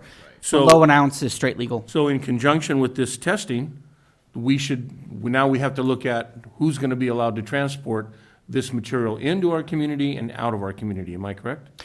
The state requirements provide that any distributor moving product to and from a testing lab, from the grower to the lab to the back to the grower, back to the distributor, all would require state licenses. The city could require additional licenses on top if we wished as well. Okay.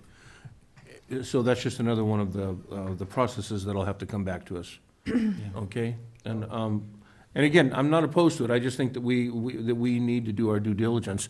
And again, I would still like to hear from Captain Freihoff regarding what's your thoughts on what we're doing and how we're going about it. Well, I think you're asking the right questions, right? What's the amount that's going to be transported in? Once again, the volume of the product and cash is always my concern. I'm probably significantly less concerned about a testing facility than I am about dispensaries. There's not going to be any door-to-door sales. They're not expecting clients to come in. This is just a coordination between the growers who have to then transport it to a place that's required to have the testing that's done. So I think that your questions to how much is coming in, what are the risks for them coming, but I think that there's a section in this ordinance that allows for the city manager to come up with some regulations like we did with the dispensaries that are reasonable, that are going to help add to the public safety and public security that we're looking for. You know, just like anything else, right? You got Brinks trucks driving around. I'm fearful of them too. What was the last comment? Brinks trucks. Brinks trucks. What? Armored cars that are carrying large amounts of cash. I'm worried about them too. Yeah, and that's in the process of changing as well. Yes, I'm hoping, hopefully that at some point, and I think that it's probably coming sooner than later because this is on its way down the tracks, right? That the state is going to come to some agreement for some commerce where the banking institution will get involved, or the states will create a bank that'll handle this, which will significantly reduce the chances of public safety problems for sure. Yes. That has nothing to do with the testing lab. No, but just, No. just address your concern about, more cash floating around. Right. Well, may I just say something? Just imagine if we applied these standards to the amount of alcohol in the Ojai Valley. Just think about it for a minute. Just as Lenny said, how hypocritical to not, to really, if you really want to do your due diligence, we still have this thinking that we're bringing in a product that is, is, what's the word? I think to me, this product is far less harmful than nicotine addiction and alcohol, all the alcohol and all the other products that are coming into the valley. I think it's good to regulate it, but I don't think we need to be, have this paranoia. Right. Mayor But Johnson? all we're, Mr. Mayor, all we're talking about tonight is Testing. testing it. We're not talking about. Right, nothing. Yeah. I mean, else, yeah. I think we need to bring back soon the recreational use, Yes, but we're not talking about No. anything other than testing, and believe me, alcohol goes through a great deal of testing. You can't have your own still, and you can't have, believe me, it's tested too. And that's all we're talking about tonight is regulations and testing.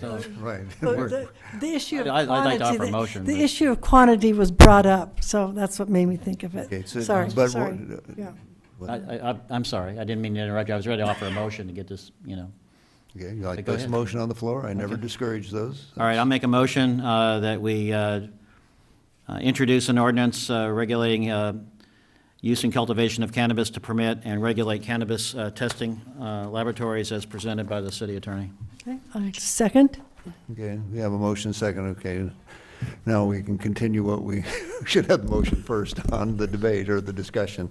My understanding, the answer to your question, Randy, from the audience came back that said one of the, or at least, or main reason for these labs not existing is that they're very expensive to get started, and you have to have permission in a local jurisdiction to even have such a thing. Is that correct? And then the state, Yes. then you have to receive a certificate from the state of California in order to do this? Is Yes. that correct?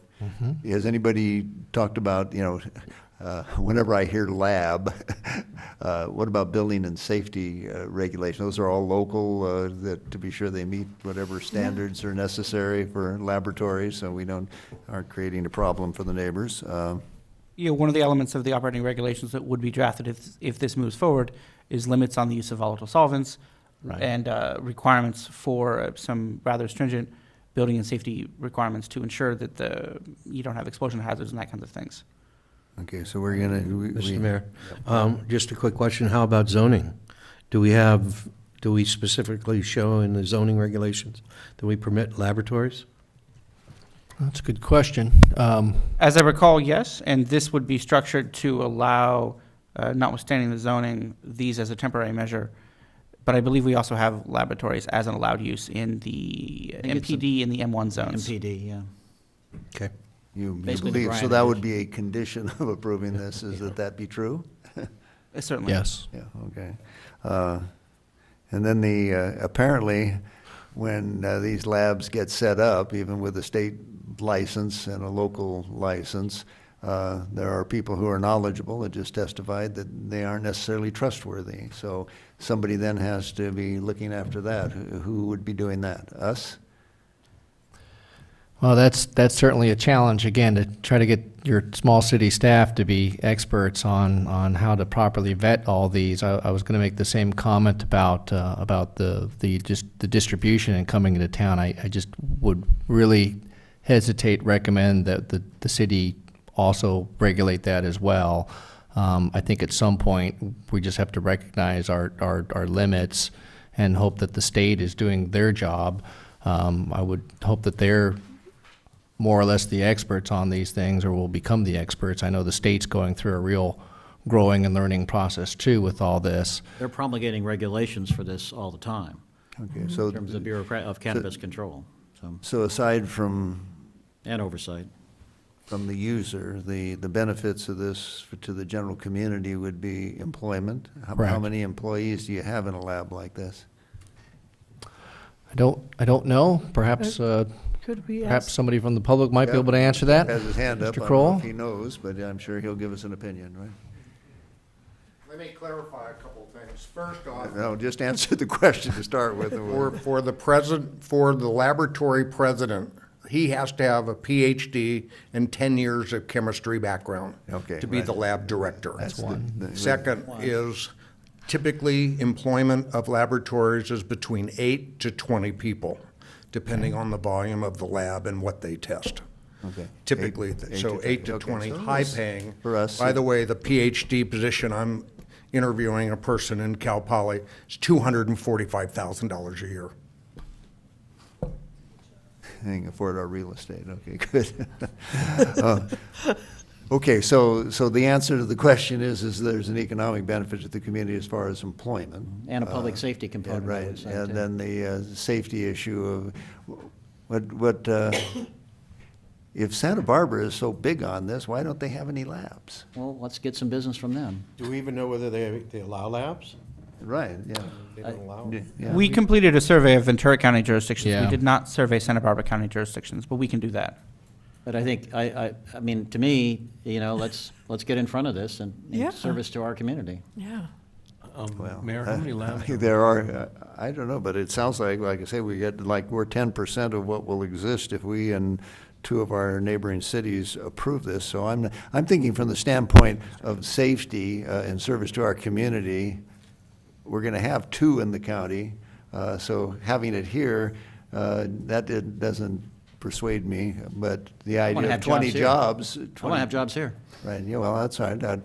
20 jobs are great. I'm just saying the public safety thing you mentioned, as far as lab testing, I don't think that should drive the issue, but further comments? Just one last comment. This is, again, this is just, the whole part of this, again, we started out with, we needed 3 sites for medical marijuana. We have 3 sites now that are struggling. We were told that there's a great need for this product in this community, and the reality is it's a very limited need. When I look at the testing, so we're going to create a testing site for 3 sites that have a very limited need that are struggling to meet needs. So I guess that, No, I don't think the testing would be limited to those 3 clients, no. well, and until we arrive at how we're going to allow the transportation of bulk quantities of cannabis coming into our community. So I'm just speaking out loud, Bill. We're not voting yet. I got to process this, and this is how I'm looking at it. So we vote on this tonight, and we say yes. What's the next thing that comes back to us? Well, we've got medical sites that are going under. We've got a testing site that doesn't have enough to test for. What's the next one? So we're creating all of this goodwill, and the reality is none of it's coming to fruition. That's my only concern in this. So, but I understand businesses, and it's, if someone wants to come here and set it up and go through the process, God bless them, I'm for it. Just be wary of what you're doing, that's all I would say. So if I interpret your remarks, Randy, you're saying that you give them the opportunity, but it's their risk, is that? Their risk, yeah. Okay, I'm not Yeah, no, opposed to it. I just want to say, we need to recognize that we're in the midst of a huge change. Okay, it's been decades in coming. And so there are a lot of glitches to be worked out. I would disagree that the need is limited. I don't think we can go by because there is a black market at work still. Okay, and there's so many unknowns. I think that the best thing we can do is to. I know that the owners of the dispensaries would like to see this move forward, and to me, it makes sense that this is necessary for all the reasons that have been given. For the safety, so the products are safe. It's as simple as that. But if they don't have enough business locally to be, or claiming or suggesting that they are not doing well with the 3 dispensaries we've got, it doesn't seem like it's a local issue. What is the amount that is being processed? Why can't it just go down to Hueneme and over to Thousand Oaks from their standpoint? From our standpoint, we'd sure like the jobs, but. Right. So, Well, sure, you could say that, but if we vote for this, doesn't mean that we're going to have it. That's true. Let it play out. Let it play out. Right. And I mean, it's embarrassing to me when I see how little these other cities are doing. I think that it's. Why does that embarrass you? Well, okay, maybe that's not the right way to say it, but we cannot that should not be our standard, what other cities are doing. Our standard should be what is ultimately best. Well, Well, let's, Mr. Mayor, I support the fact that we have testing facilities, but I do have a comment that I think is very interesting. We had this room full of people. I mean, saying that they couldn't live without the medical marijuana, that people were, in essence, on their deathbed because they couldn't get it. I have got to believe we had 40 and 50 speakers cards here about it. And we approved it. And then, within 3 or 4 months, the owners were coming back saying they couldn't make a living because not enough people wanted it. Okay? I don't know why, but what happened to all those people that were in the room? They certainly dried up somewhere. And then now we're going to be testing. I have no problem with it. I have no problem with the municipal marijuana. I have no problem with the testing, and I have no problem, really, even though the sheriff might, a captain might, with regard to regular dispensaries. But I just find it interesting that at a time when they were begging us to start the first ball in motion, that the chambers were full, and now nobody's here. Could we? Let's vote. Okay. Let's vote. But if you. let's vote on this motion. I would make a distinction, though, the difference between need and demand. The first thing, Paul, that you're referring to, there are people who have a need. And the demand right now seems to be somewhat light. I guess my concern all along is that we not get too far out in front and become a magnet. But it seems like the way it's starting to spread, it's not becoming a problem. If everybody's in the business and somebody puts in $1 million, giving them that opportunity doesn't overly concern me. But I do think it's kind of bizarre the way this whole thing is going. Let's, But- why don't we vote on this motion rather than the Can we- larger Well, issues? can we We're vote? still regarding the discussion, but. Okay, well, I would like to, I don't have all the answers to Paul's concerns, but I believe there are people in the audience that know, Risa Horowitz has been a national advocate for decades, and I think she could address it. Paul didn't express any concerns. I don't have any concerns Let's over it. I just vote found on it this interesting. motion. Are you calling, well. Okay. I'm calling the question. Okay, that's the proper form. Thank you. Okay, is there a second? I just have, well, Is there a second? I'll second it Yes, for you, I'll Bill. second it. Okay, this is to close debate. Okay. All in favor? Aye. Aye. Opposed? Okay. opposed. I Okay. had one more question. Okay. According to the applause meter. Right, we're It fine. passed. Okay, Okay, will you call the roll on the, Mayor Johnston, yes? Mayor Pro Tem Haney, Yes, Councilmember Blatz. Yes. Councilmember Francina, Yes. Councilmember Wyrick. Yes.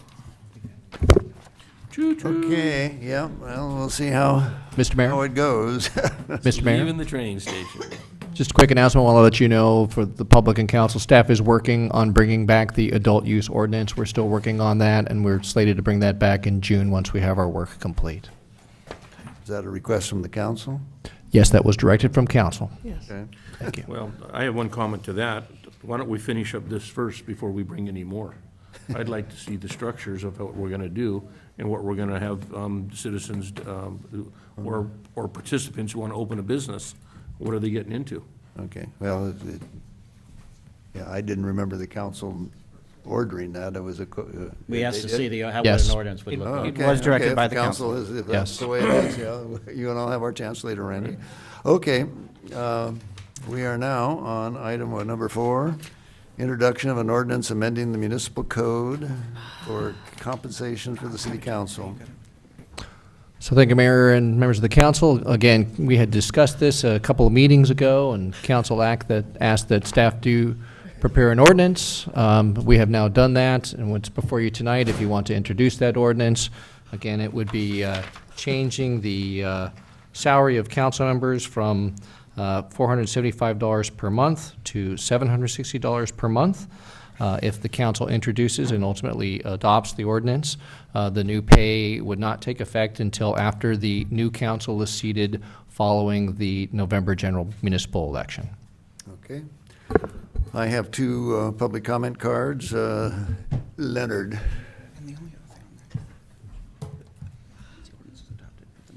Leonard Clay, 412 North Fulton Street.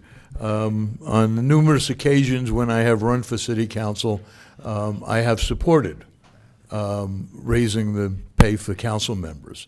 As an independent contractor, I get paid for each hour I work. It would be a major strain if I had won, so it's like no big deal because I lost. And you almost won. But it was I voted four for you, votes. too. 4 votes from bankruptcy. Seriously, it was always something that I had to weigh. That if I was going to do my job as a member of the council, it was not showing up in meetings without having read anything first. It was not hanging up the phone when a constituent called. I can't imagine the number of hours. Oh, I can imagine. It's a lot of work. And nobody's going to get rich on 780, but it will expand the pool of people who can financially do it. And I think that's advantageous. This hasn't been raised in God knows how many years, and the cost of everything in Ojai, especially rent, and housing and everything has gone up dramatically. I vote yes, please, for improved democracy by making the office available to more people. Thank you. Okay, Bill Miley. Okay, as part of the record, I'm Bill Miley. This is the main item I came for. I have sent your council 2 emails over the past 3 weeks or so, and I'm aware of the state guidance for council pay 5% increases per year. It's based on a historical ordinance.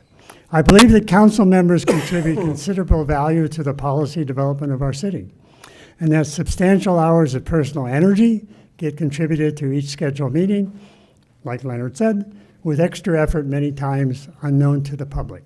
I'm sure that is multiple hours. Compensation for public elected service should be such that folks with limited income or limited time should be able to consider running for office, recognizing that they will get some form of compensation to cover not all of their time, but at least some.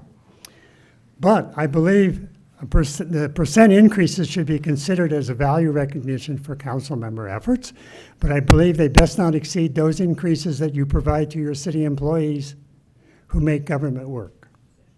So my strong suggestion is that our city ordinance includes something like the percent and frequency of such should be scaled to the percent and frequency of any increases for city employees. Currently, they're going to be offered, or they're offered 2%.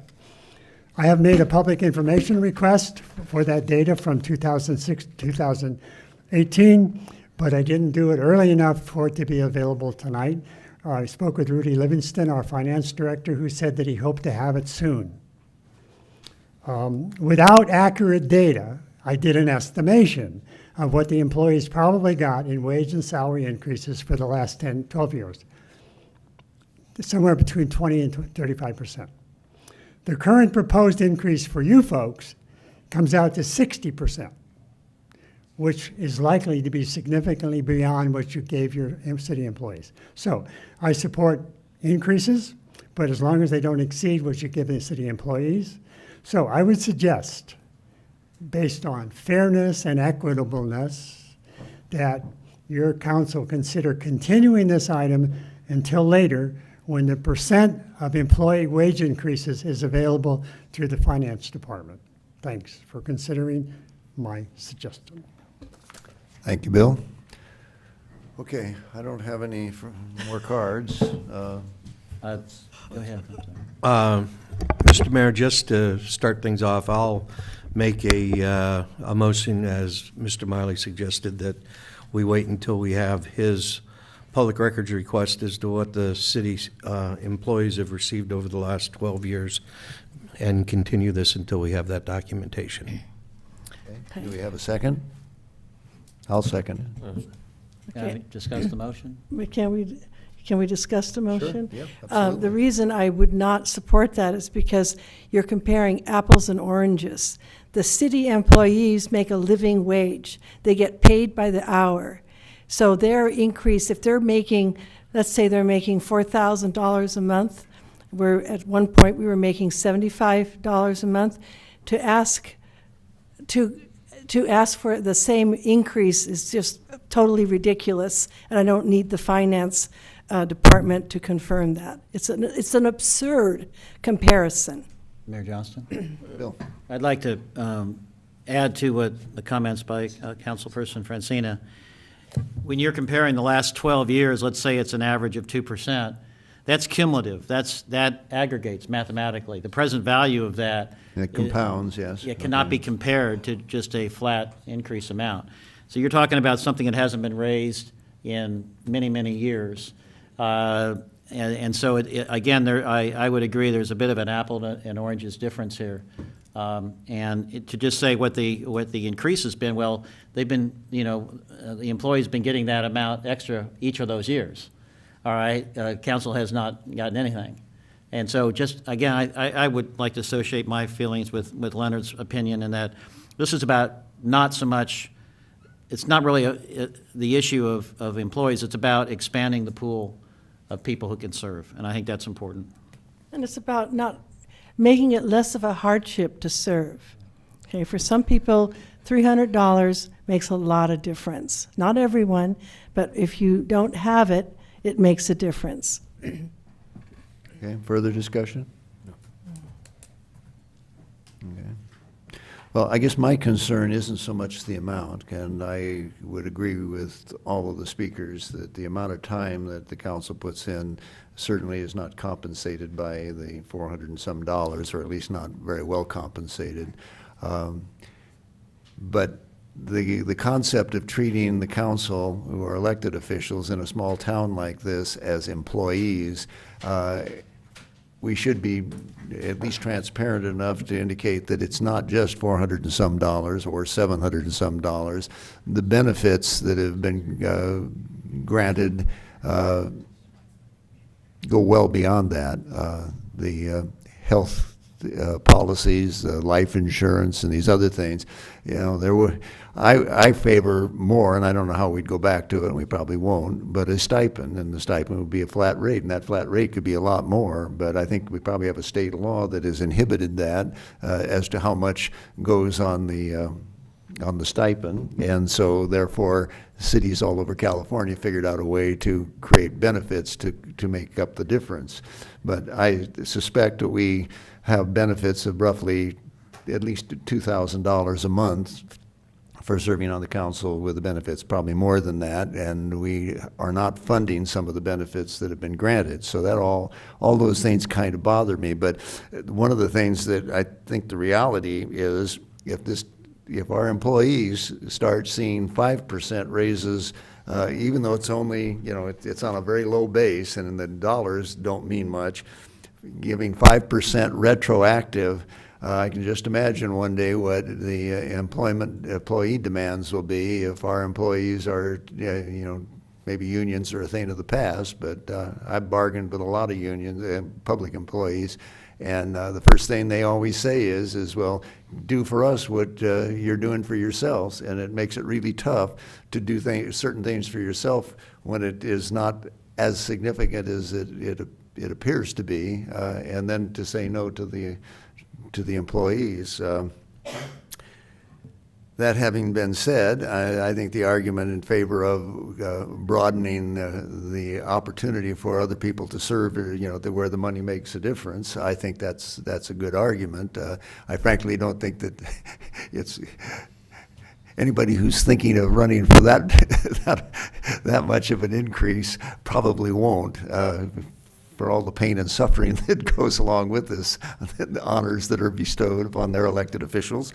But I also worry about a little bit about, if the council, we set our own hours, just like right now, and I'm We don't. I'm reducing my hourly rate by talking, but it's trying to make comparisons as employees and the rest of it. I don't think works particularly. I think it's unfortunate that they waited how many years and didn't just keep it up. I would like to see something that was more automatic and in touch with what's being done for employees. I just think that's a better optic, but I don't know quite how we would craft that. Yeah, I don't, may I say, I'm Sure, sorry. yep. Okay, no, I think, I agree. There's no comparison between employment and a stipend, and it's not quite true that we set our own hours. It's mandatory. If you're a good council member, you don't miss any meetings. You show up at 6 and you stay until you don't leave early. I've never known anyone to leave early, so we don't set our own hours. We can't just Well, quit. to a degree we do, because we can adjourn whenever we want, and we can be quiet. And I'm going to try to get us out of here by 9:30 in order to Okay. increase your hourly return. And just so the public knows, most of us, I would say, have on average between 4 to 8 city-associated meetings a week, plus meeting with individuals. So, and we do this because we love the community, and if you don't need the stipend, you don't take it. And most of my stipend goes to public events. My stipend goes to supporting the job. Thank you. Okay. So the motion on the table is continue the issue, right? Right. Okay. Just until we know what that other number is, if that's important to anybody. So should we have a vote on that motion? I'm ready for the vote. Mayor Pro Tem Haney, Yes. Mayor Johnston, Yes. Councilmember Blatz. Yes. Councilmember Francina, No. Councilmember Wyrick. No. Okay, so May I ask why you voted for that? why we voted for that? Yeah, why wasn't, Eat 'em tomorrow with wasn't, It's vote, the vote's Council- Right, done. okay, yeah. wasn't his, I want clarification, wasn't Council Members Blatt's motion that he wanted to look at the employment? Refer it to staff, or to bring back what those numbers, like Mr. Miley was suggesting, just to get a comparison before we take final action. What the history has been since, over the last 12 years. For the council or the Employees. For the employees. But I thought when we discussed it, that there was unanimous agreement that there's no comparison between employees and a We stipend. had a vote, Susan. so- I know we had a vote, but I'm certainly puzzled by the vote. Well, It makes for what it is worth, it is. my comment is I don't think we are employees, but that doesn't mean that it doesn't have an impact on how we pay our employees. This idea of 5% compounded retroactive is not a lot of money, in and of Relatively itself. speaking. But now boy, we're you- debating you- an issue we've Right. settled, so. Right. No, we're discussing it for clarification, but Right. I take your point, Mr. There's Wyrick. nothing in here about Okay. paying employees. Okay, all right, whatever. Okay, we now have a request services for the Ventura County Sheriff. So this is required that we bring this forward each year. The contract requires that we bring it forward to council at the time of the first presentation of the budget. So we are right on time with that. My recommendation is that the council authorize continuing with the minimum service levels. I haven't heard any indication that council's interested in going beyond that. So that's the very simple part of the ask for tonight, is for the council to determine what its level of service request will be, and then we'll transmit that to the sheriff. And assuming if he were to stay at the minimum level of service, it would not change any of the numbers or the projections that we have in the draft budget. Mayor Johnston, I have a question for Bill? staff. The minimum service level, is that something simply stipulated by the sheriff's department, or is that something stipulated in contract?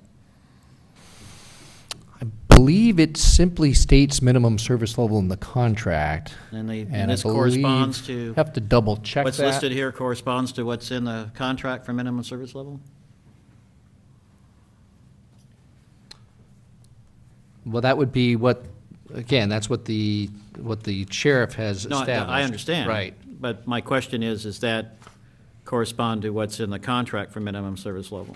Well, so I think the contract just simply states it shall be at the minimum contract service level. I don't think it specifies what that is, because remember, it's written as a generic contract for No, I multiple understand it. cities. My So I- point being that in terms of just fiscal responsibility and appropriate fiscal control, Right? so you're telling me that one party to a contract is free to define the minimum service level to charge the other party to the contract. There's no process for determining that? What is that minimum service level other than one party's unilateral decision? Is that the way it's set up? I believe it is, and I think the reason for that is because you need that from the sheriff in terms of them telling you what it is that they're comfortable with in terms of providing at the minimum. You Certainly understand, I you do. understand the Yeah. fundamental conflict of Okay. interest there. Well, let me finish my point, okay? So I just wanted to be clear that this is, not that this is in any way unreasonable. I've always been bringing up the issue of the structure of the contracting. Right. Right. Okay?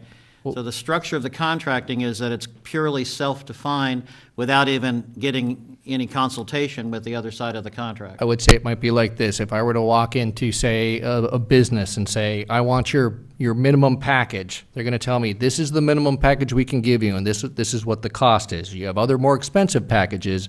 At that point, I could simply say, I'm not interested. I'll walk out the door. I mean, that would be the option for the Right, but council that's- would be. No, but, well, not really, okay.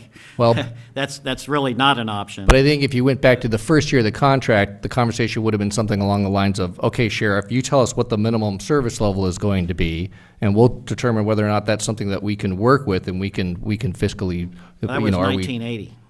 Okay, Okay? My point is that this only further underscores the importance of doing what the Ventura County Controller's Office said was overdue, and that's updating these contracts. It was supposed to have been done by 2012 and was not done. Okay, so the question is, where are we on the Well- redraft of the contract? Do we have an answer on that yet?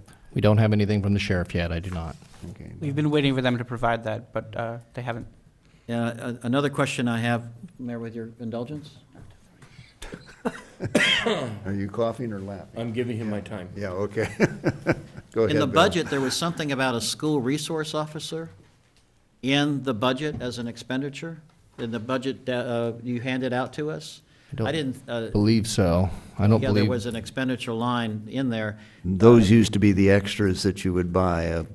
When it says minimum service, didn't include traffic, didn't include school That's why I'm officers. asking, is that there was something in the budget report for last fiscal year that had something about something beyond. May I chime in and Yeah. maybe, without reading exactly what was in the budget document, because I haven't had the opportunity to read it yet. Every year, the city gets a grant it's called a COPS grant. It's $100,000. That's the minimum amount that any city gets. Right now, 0.37% of that goes to cover our part of the SST position, our sheriff's service technician who does our scheduling and other duties at the station. The other part of his salary is picked up by the county. The remainder of that $100,000, which is, I think this year going to be close to $55,000, we use to pay for officers to cover SRO duties, school resource officer duties throughout the school year, as well as any additional traffic duties that we may want to use. It's that a little bit of extra money we can have, so we don't have to have a full-time SRO, we don't have to have a full-time traffic person, and I get to determine where we're going to use those so that we can benefit maximize benefit So for the that community. expenditure in the budget is exactly balanced by revenue. That's correct. Even though it's showing as an expenditure line. That's my understanding. I have not read the that's- expenditure report, but I would say that if there's an SRO that's mentioned in there, that's the current place that we use an SRO at all is 100% funded by the COPS funding. And we bring that resolution to council every year for their I'm sorry. approval. And I have one more comment to make, and that is one of the great insights which I'm going to repeat, that I've already said once, is that this minimum level of service actually can cover a much larger population than we have in the city of Ojai. In other words, we have, something like a 20 or 30% increase in population that we could cover with this minimum level of service, which is one of the inherent contradictions that we have. We're too small to effectively make use of the minimum level of service. Yes, we have to have this, and my point being is that this city could meet needs of some of the surrounding areas if they felt like we could provide those services by annexation without increasing the size of the police services budget at all. Okay, It's a more well, important thing to that's- think about. Okay, all we're being asked this evening is, do we wish to exercise the opportunity to continue our relationship with the sheriff's office? Yes. And, okay, so do we have a motion to that effect? And at the minimum level or beyond, right? So moved, Okay. yeah. Second. Okay, moved and seconded. What about the ghost of Christmas past? Okay, look. And Mayor, We it's don't need to keep 9:10. inviting. I think I don't know that we need any more information at this stage. When we get into the budget, Mayor, we'll all the can I make questions. can I add something to this? I know it might be a little out of bounds, but you let me know if it is, but, yeah, and it just, goes right in hand here with what we're talking about in negotiating. But, I'm working for Ed Dennis and his lovely wife Nancy. You might know them. And he gives me a little bit of history. He asked, it was funny, he asked Captain Fryoff if he could share this with me, which I thought was, and why would you need his approval? But here's the picture, and I'm going to give it to staff. That's the picture of the original volunteer force that we initiated in the state of California, and that every other state has adopted. We started it right here. Isn't that pretty Yes. cool?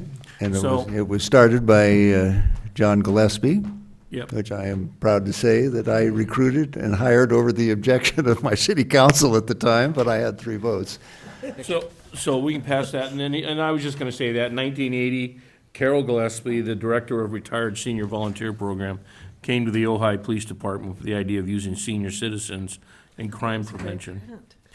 And it's just a great article. I'd like to share it. I'd really like to have our newspaper actually publish it, and just let them know that not only are we getting more than we can use in the agreement that we have with the Sheriff's Department, but we're also subsidizing it with the volunteers of this community that just do an incredible job.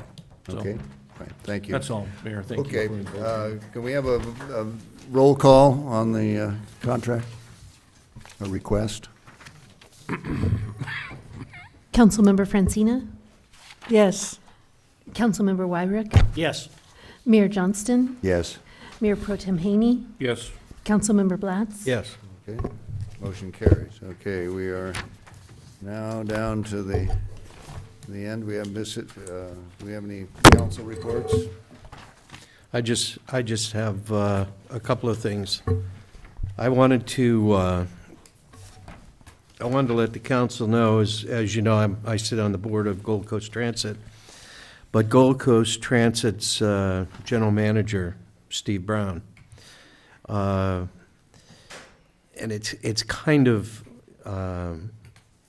an honor bestowed to the organization, not to the individual, yet that's the way it's worded, is he and I attended a luncheon where he was presented with the 2018 Corporate Leader of the Year award by the National Association of Women Business Owners.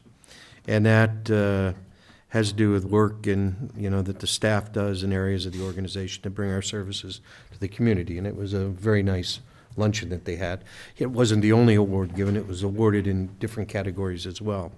And then the other was that Gold Coast was a sponsor and a large participant in the Earth Day events in Oxnard, where they had a bus out there and talked about how the buses are operating in a green fashion, and that they interacted with the riders and not so many riders to talk about the use of public transit and how it helps the environment. That's very good, very good. Thank you, Paul. Are we doing council reports? Does that Council reports. include things we want to put on a future agenda? Not Or yet, That's nope. later, okay. Uh, Wait a second. No, I have nothing to report. Okay, Randy? I have VCT, TC, and VCOG this week, so I don't have anything to report on them. I did attend the SCAG conference, and I did vote. Which to the life of me, sometimes I even wonder what I'm voting on. Don't tell us that. I know, sometimes it's so broad in the discussion that it's like, okay, where's the zero? How do I bring it into this? But it was a great conference, and again, it was, Ventura County was represented well by all of the cities, so it was nice to see everyone there. And I stood in for you at the Planning Commission. Thank you. So, Thanks, Paul. You did a Yeah, great thank you. job, too, yeah. Thank you for going. Bill? Just a couple of quick things. One is that after we had our trolley discussion about only the large trolleys being on state contract, I happened to run across a elected official in Camarillo that said, well, they have smaller trolleys, in other words. They have much smaller ones. And the reason I bring this up is this has been an issue we brought up several times, and I just reporting that Camarillo has much smaller size, and of course, if you don't pay as much for one trolley, you're able to have more frequent service and match your size of your equipment to load factors. So I'd like to kind of find out exactly if maybe there's options for trolley replacement that we weren't made aware of based on what Camarillo is doing with much, they're fitting their load factors to their equipment much better with their size trolleys.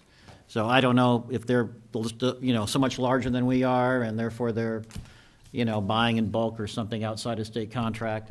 Possible, right. I get the question. I just wanted to know, because that's an important issue in terms of frequency of service. Right. No, how that many was, you have. Right. That was what we brought back to council, was that we And so if you checked can and that buy wasn't more available. Right. and still, then you have, with the same money, then you get better frequency of service, you get more ridership, it kind of, you get a better result, That's just the way transit is. That's how transit works. You're trying to define the minimum level of service there. Well, yes, indeed, Gotcha.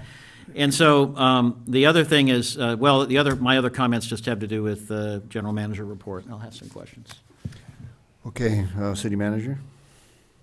Just a couple of quick things. One, just to note, the Amgen Tour race is coming through town on Monday in the afternoon. I think it's scheduled to come in around 1:30 through the main drag there. So watch for that. There will be some street shutdown and some traffic impacts during that, but they tend to come through pretty quickly. So that'll be Monday afternoon. They going south or going north? They are coming from, I believe, from Santa Paula, heading to the west. And, and I'm not sure if they're are they heading south from there, Chief? They're going to go across make a left at the Y, go up Baldwin all the way out to Santa Barbara. Ooh.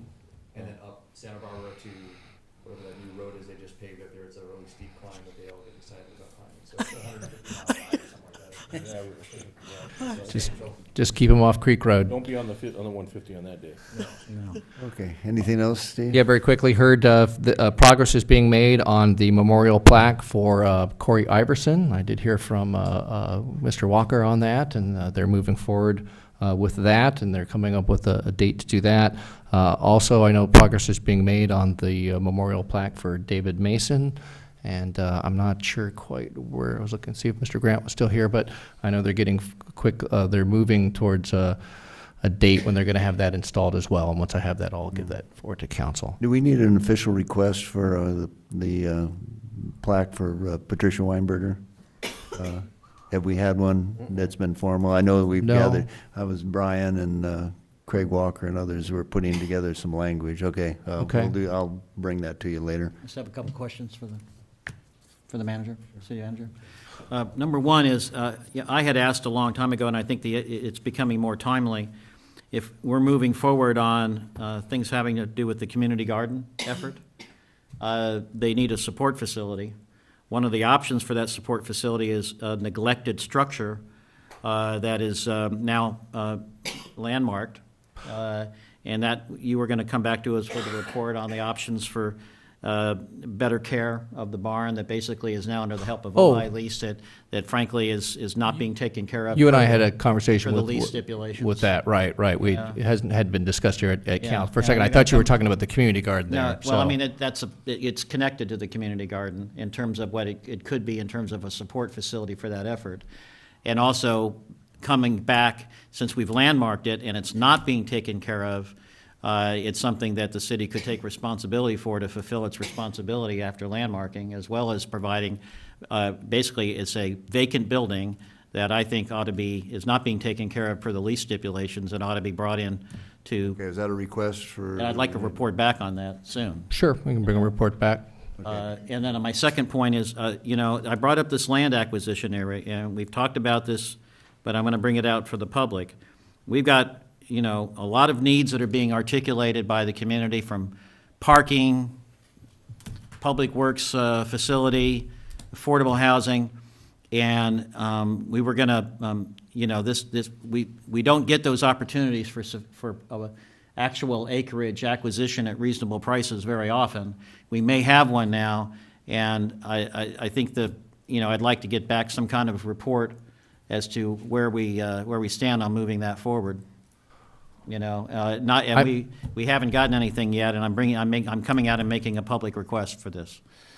A public request for what? For some sort of a report on this situation in terms of. You mean the parking study? No, the possibility of land acquisition. Oh. Do you have the parcel in mind? Yes, the parcel on South Montgomery that. Well, there are that we two, and I think that first, I guess the first question is does the council wish the city manager to accelerate the need for parking and where it goes? I'm having Again, difficulty, we haven't as I say, gotten getting even the curb painted, so I don't know that. Well, we haven't, what I'm trying to say is, we haven't had a report back, and we've asked a couple times, and. Well, it's not, I don't think I had requests, right? No, I think that we had asked that it be brought back in a closed session, and there was some concern as to why it needed to be in a closed session. I would be interested in doing it because we do need it for parking, we do need it for affordable housing. So both of parcels I'd be interested in discussing. That's what I'm saying. Yeah. I think it's time. And I personally would request that it come back to us initially in a closed session, but. Well, I think for negotiation specifics, yes, but in terms of the needs that could be addressed, and whether or not we wanted to look at seriously the options that were available, that could be a public discussion. Okay, when you get down to your setting of priorities and goals, it would seem like when we go through the budget, we should put money in the budget for things that we think are worthwhile Yeah, that's- doing, and that's what I'm not saying. do the other way around. We just gave put up $15,000 from basically an uncertain source, and not in our budget, and this would be doing the same thing if we don't bring it up during the budget process. That's what I'm asking, that we get information back to us as part of the budget process, if in order to have a council open discussion of the option, as opposed to ending up not doing it just because we don't ever bring it up for discussion. So what kind of information would you like me to bring back to council? What we're looking at in terms of asking price, acreage, what the possible uses would be, for example. Why is it that we don't charge mitigation fees and we haven't looked at our parking thing for over 10 years, and now we're talking about buying property to satisfy a need that we haven't yet agreed we've... Again, I thought this is a council decision, that means we need to bring it back, have a discussion about it. Okay. That's all I'm asking for, is to get the particulars for a discussion. Am I hearing that it's not just for parking, it's for, could be possible other uses? A lot of things it could be. That's what I'm hearing, could be other uses. Right. Because I don't want to address the parking thing until we do a parking study. But what I'm trying to say is that when you're talking about possible land acquisition. Could also be a park. Mayor and council. And again, I know what Mr. Summers is going to tell me here, but We're called the city attorney. Thank you, Mayor. Mayor and council, clearly this matter merits discussion by the council. This isn't the venue for that discussion. I recommend putting it on a future asking for a agenda. report back for a discussion. And that should be the end of it. Right. Okay. All right, can I ask a question of the city manager? Certainly, it's... And then I have agenda. Okay, that's separate. Mr. City Manager, will you tell us about what you're doing with the lights up here? We've got all these different grades of warmth and white ghost lights. What's happening? Well, I'm sure he's listening. If I could summon Mr. Vega to the chamber, if the council would like, we can very quickly have him explain the difference in these. So there he is. Mayor and council. So what we've done quickly was these three lights here are LED retrofits, LED CRI 83s. That's the closest we could get to the 100s. And so we've retrofitted them. There's 3 different color temperatures. The key issue that we were trying to address, we got non-flickering lights, which are supposed to eliminate the the possibility of people getting headaches after prolonged periods sitting under them. But either of these 3 options can be done for about $300 total for the room, with current existing staff in probably a couple of hours. There's other options, of course, like changing out the fixtures and changing out the bulbs. That would be a much higher cost. and involve maybe some, slight, digging into this or cutting into the ceiling and things like that. So we can do that, but we figured we'd set a couple of lights up and see if there's any feedback or thoughts on, if people wanted to go further or try one of these lights. Which fixtures have the minute, these three? So they are these three, 1, 2, 3. Okay. So those are all LED, non-flickering. They're just different color temperatures. This one it's like 33,000, 3,500, and 4,000. So these are just the retrofit bulbs without the LED drivers. Okay. Right. You're just, are they line voltage or ballast driven? The ballast has been removed, so they're not ballast. So you took the ballast out, these are just line voltage? Okay. Through the chair, please. It appears that we have at least 2 people, and we're under the Brown Act, can't have more than 2 people, but Sousa and Bill have a great interest in this topic. And so if there's no objection, I would like to appoint them to a subcommittee to give a recommendation to the council of what changes and what numbers on the light bulbs that we should have. I think that, thank That you, works. staff, for. Let's knock this out, We Susan. can't take a vote right now? No. Okay. It's not agendized, Okay. unfortunately. Okay. I don't want the Okay. pink one. All right, I'll come and, Yeah, I will be happy to give you my vote. You can decide whatever Susan, lights let's you. just knock this out. Let's take Right. the mayor's suggestion and knock it out. Okay, Whatever you guys and decide. you had something you wanted to put on the agenda? oh, yes, I don't know if anyone will support me in this, but I wanted to follow up. At the last city council meeting, when the rate increase of Harrison for recycling was brought up, I said that we should at least promote, if not ban, single-use plastic utensils and straws. And so I went home and did a little research, and there are cities that are doing this. And I would like staff to look at the ordinance that Malibu passed on February 12th, and it takes into effect on June 1st. And so if anyone else would support that, we could put that on a future agenda. It's not, the issue worldwide is critical, but I don't feel like it's something that we need to do tomorrow, but when, for a future agenda. And even if we don't succeed in support of an outright ban, it's an opportunity to educate the public. Okay, so Well, yeah. you would like that on the agenda for discussion, proposal, and some Yeah, action? yeah, Either for accept or staff to reject. look at the ordinance that Malibu passed. Okay, so is that the only one that's out there? That's all I have right now. You know, is that the only- There are others, but that's Okay. close by, It close is by. always good to have, Yeah. see how well this is working other places. Any Yeah. objection to that being put on the, okay? Okay. Okay, so So it'll be taken added. care of. Very good. Okay, and then, Mr. Mayor? I have a couple of things that we'd like to. Also, the city manager did not finish his report. He tapped me on the shoulder. oh, I will be very quick. I know you're trying that 9:30 thing again here, partner, but we're. I'm trying to improve your hourly rate with no cost to the But we taxpayers. started at 6 o'clock, remember that? Okay, Mr. City Manager. At the last regular meeting, we heard from a speaker who was asking about the cooling centers and laundry help and all that, and I did, at the request of council, I did check with help of Ojai. I did hear back from Terry, the executive director, Terry Wolf. She said they will continue to maintain the cooling centers requested by the county and city during adverse heat events. They do not maintain a shower or laundry program. Those are offered through the Lutheran Church Laundry Love once per month and through the Ojai Valley Family Shelter mobile shower van. So I just wanted to report that. And then the other item, if council wanted to discuss it tonight, well, actually, before I get to that, just very quickly wanted to hand out, this is the memo showing the council goals that were adopted at the workshop, so that's just there for your information. We'll be asking council to come back and formally adopt those at the May 22nd meeting. And then lastly, if the council wants to discuss it tonight, there was the request from council member Francina to not hold the budget workshop on June 12th. So if the council wants to discuss that tonight, or we can just go ahead and take that off the calendar and we can try to schedule a budget workshop on a different date. Yeah, I would agree, one, not to have the conflict with the Board of Supervisors, but Okay. more than that, that we should, after this budget comes through the finance group, that we should not be squeezing it in between 6 and 7. If we're going to do it in the evening, we can just have an early council meeting and put it on the regular agenda, but it would probably be better to have at least one go-round with just the staff and the council, having the whole thing laid out, so that we don't end up making everything into a public hearing, and then when we have a budget put together that we're going to vote on, and then have everybody participate in the evening. Otherwise, it just seems to me we just kind of go around in circles. All right, well, we'll agree. start by going back to the Budget Committee. Okay, I agree. thank you.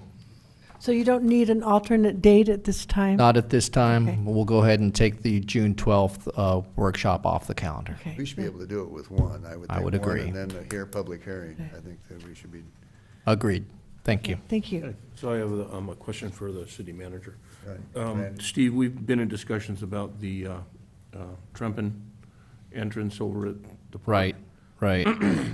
The last conversation that some of the other commissioners had received from you was that you weren't sure if you could budget it this year. I've met with Greg, and he doesn't seem to think it's a major expense, that he should be able to accommodate the changes that we've talked about. How do you want to proceed on that? Well, Gate in the park. I guess part of my challenge is, where do we put these in terms of the priority? This was not an item that I had council direction from. And so then it really just falls to staff to try and look at it and see, what changes we could make. I'm not sure that I've heard the feedback from all the parties yet. So I've met with all the parties, and I have all the feedback. And Greg and I have met and talked about them. Would you like to have a Does conversation with anybody Greg know and I? what we're talking Just the about? arch? The arch. You're talking Yeah, about we're the not trail? talking about doing anything to the arch. What we've been asked to do is actually take the fencing that's adjacent to it and move it back away from the Trepkin Arch, and to, maybe we need to put this as a discussion item, Steve. I don't have a Well, why problem does with it, that. Well, have we it- gotten any opinion from Park and Recreation?